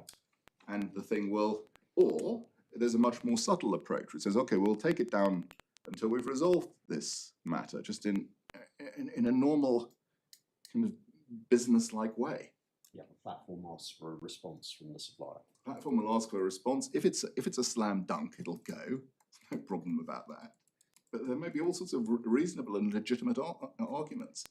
Let's suppose that a notice had been sent in relation to the design that I've just indicated, and only that design had been sent and said, take yours down. It would be perfectly reasonable for a platform to say, well, can you tell me who the copyright owner is in that work? Is it actually even you? When was the design done? On what basis do you say this, which has got the different characteristics, is an infringement? But these are any civilized undertakings would just do that as a matter of course and have that negotiation. So can I then just briefly go to the case law which we have referred to on this point? You will keep an eye on the time. Yes, right? I am keeping an eye on the time. It's taken a little longer than I'd anticipated this morning, but I hope I mean, I assume you and Mr. Mallett will split up the time between you. And Actually, we haven't discussed that, but we perhaps you will. could discuss Yes. that over the short adjournment. Yes, Make sure I will press on as quickly keep as to the possible. timetable. Yeah. Right, where are we going? We're going to Peterson next, and we Volume two. find Isn't it? and we find that in the Advocate General, which I'd quite like to start in tab 15. Bundle two, yeah. Bundle 2. And if I can just orient the court briefly, we're not so familiar with this case. The parts of the judgment that we've sidelined, which start at 435 and go on to 447, I think, which is rather a formidable passage of sidelining. Well, first of all, it's the opinion, but that's just terminology. But one's got to be careful with the Advocate General's opinion in this case, doesn't one? Because the court didn't entirely follow him. You're right, and I'm going to draw your attention to that. The point of drawing attention to this opinion is not because the court followed the Advocate General on every point. In fact, the court didn't pick up on it even on every point. But because in our submission, it realistically grapples with some of the issues that you have to grapple with, and adopts an approach to interpretation of L'Oreal, which we respectfully submit was in general terms endorsed by the court. And I'll come on to why we say that is the case. Let me put the point more specifically. Would you accept that the Advocate General favoured a more expansive interpretation of Article 14 than the court adopted? Actually, I would not accept it in those terms. I would accept that the Advocate General was more explicit as to the reasons why an expansive interpretation was appropriate than the language of the court, reflected in the dispositif of the language of the court. But in our respectful submission, in terms of substance of the approach, there was not material disagreement.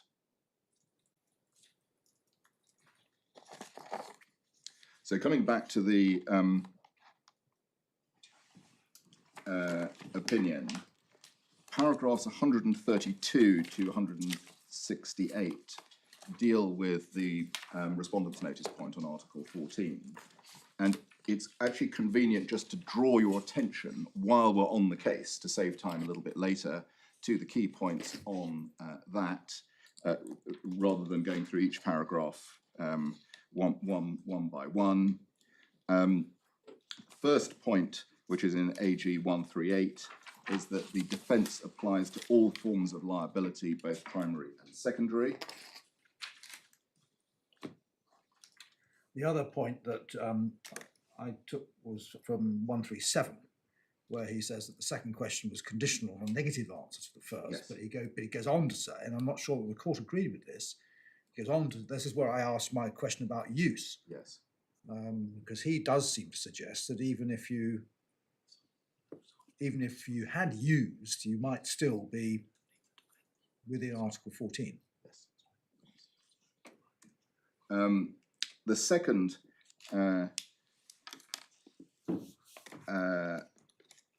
yes, you're right. One has to be a little bit careful about that, because the rights in question Well, it's a communication to the are public. different rights, Yes. and so, but I take my lord's point on that.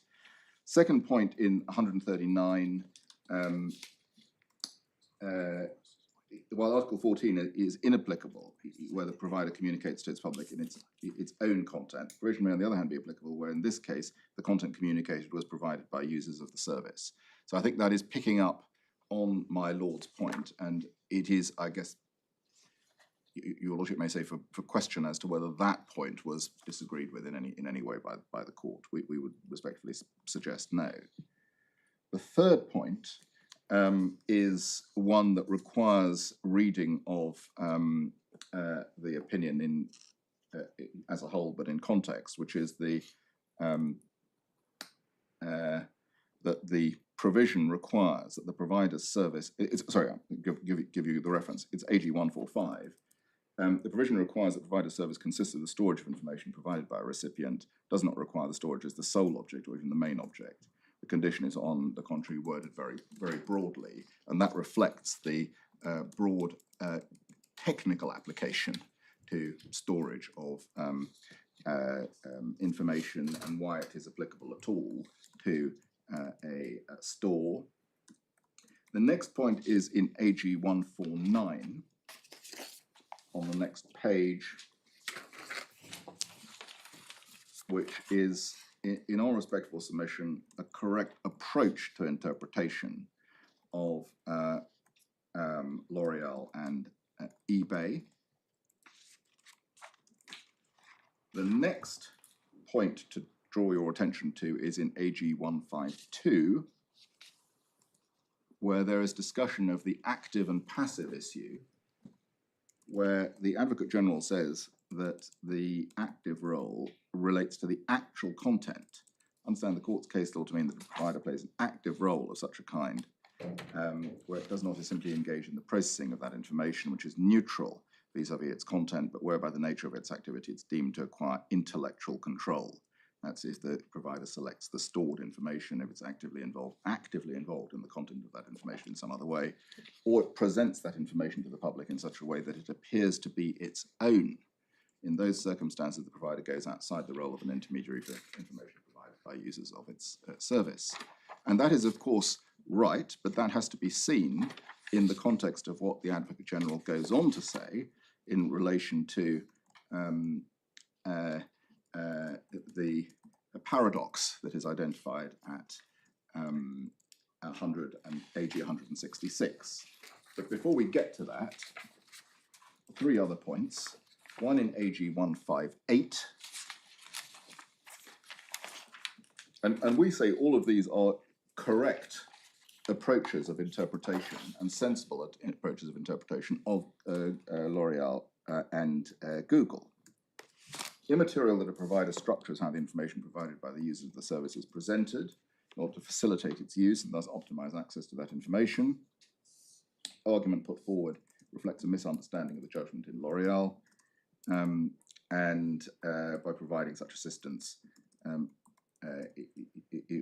he discusses the facts of those of that case. And in contrast, the court did not have in view the fact that eBay structures the general presentation of offers for sale posted on its marketplace.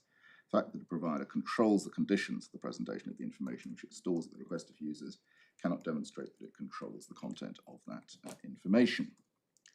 The next point is the fifth point made by the Advocate General there. In AG 161, that the fact that an operator provides registered users with an overview of recommended videos doesn't demonstrate an active role. And what the court was there referring to, which we respectfully say the Advocate General was right on, was the fact that eBay sometimes promotes certain offers outside its marketplace on the internet, in particular through the AdWords referencing service. So it's not the fact that that something may be said about a particular, in this context, app, in the context of presenting it to the public. And the final point on this page, under the sixth head, contrary to the claim made by Mr. Peterson and Elisabeth, the business model adopted by YouTube and Sandoz is not such as to demonstrate they play an active role in relation to the information which they store at the request of the users of the platform. But then, finally, and this is a point that we have footnoted in our skeleton on AG 166, this raises this issue of the paradox that has underlain the whole case. That's on the next page, J442. Where he says a provider cannot be considered to play an active role with regard to the information it stores merely because it proactively carries out certain checks, such as those made by the YouTube via Content ID to detect the presence of information on its servers. It's necessary to avoid an interpretation of the concept of active role that could produce the paradoxical result whereby a service provider conducting research on its own initiative into the information which it stores, particularly in order to combat copyright infringements, would lose the benefit of that exemption. And we respectfully say, yes, that's so, and we'll see how that paradox was resolved in the most recent legislation, which refers back to this, which is in the earlier legislation bundle that I'll come to at the end of this section. So that's the Article 14.1 points to bear in mind. The Article 14.1a points start at 169, and there are essentially 4 points to draw from this material. First, the Advocate General thought, and we respectfully submit that on this, we suggest that the court was in agreement in relation to that. The court asked about the interpretation of the condition mentioned in Article 41A, seeks to ascertain whether the condition refers to specific illegal information. And yes, it relates to specific illegal information. And there is a good reason in my respectful submission for that, which is that the whole scheme of the legislation is directed to knowledge which is specific knowledge of illegality. The second point under that head is in AG 175, where what the Advocate General was saying, and we respectfully submit he was right, and is in accordance with what I have submitted are the purposes of the law, that in laying down the exceptions from liability, the EU legislature intended to allow intermediary providers to supply their services without a disproportionate risk of liability for the information which they process at the request of their users. In particular, the directive seeks to prevent those providers being generally held liable by reason of the illegality of information which they store, the volume, the information often being large, and which they do not for that reason in principle have intellectual control. The legislature intended to strike a balance between the different interests at stake. On the one hand, those providers cannot, under Article 15, be made the subject of a general obligation to monitor. On the other hand, those same providers must, as soon as they obtain actual knowledge or awareness of illegal information, act expeditiously to remove or to disable access to that information in the observance of the principle of freedom of expression and procedures established for that purpose at general level. And we respectfully submit that the Advocate General's approach as to how the balance was to be struck by this legislation is at variance with the judge's approach to how she thought the balance should be struck under this legislation, as articulated in paragraph 266 of the 67 of the judgment, and that this statement of how the balance is struck is to be preferred to the approach that the judge took. And in fairness to her, she wasn't there addressing the precise question of striking the balance, but in the way that she articulated the point about how the balance should be struck, that was not in the same place as the Advocate General thought that the legislation had struck the balance. That's why he goes on in the next paragraph. That's why he goes on in the next paragraph. And the final point on this, which is perhaps where I can end for this morning, is that in paragraph AG 182, these duties of care are much more specific than is suggested by the applicants in the main proceedings. In my view, it cannot be inferred from that judgment that in order to act as a diligent economic operator, service provider should, as soon as it has abstract knowledge, the fact that there is illegal information on its servers, actively seek such illegal information in general, and it would therefore be presumed to have awareness of all that information. And we respectfully submit that that was the right approach to interpret the interpretation of the law, and that there is nothing contrary to that. The final point, just in terms of paragraphs, is 186, where, again, in connection with the point about how the balance is to be struck, in support of my submission that it is struck by notice and takedown, he said, I thought it should not be forgotten that, as I've stated, the logic of notice and takedown underlying Article 14.1 seeks to strike a balance between the different interests at stake, and in particular to safeguard the freedom of expression of the users. So we respectfully submit that that is a sensible way of interpreting the law, and that the approach taken in the judgment of the court is not in any way contradictory to that, albeit it doesn't pick up on all of those points. I'll give my lords a reference just in case you want immediate reading. It's in the next tab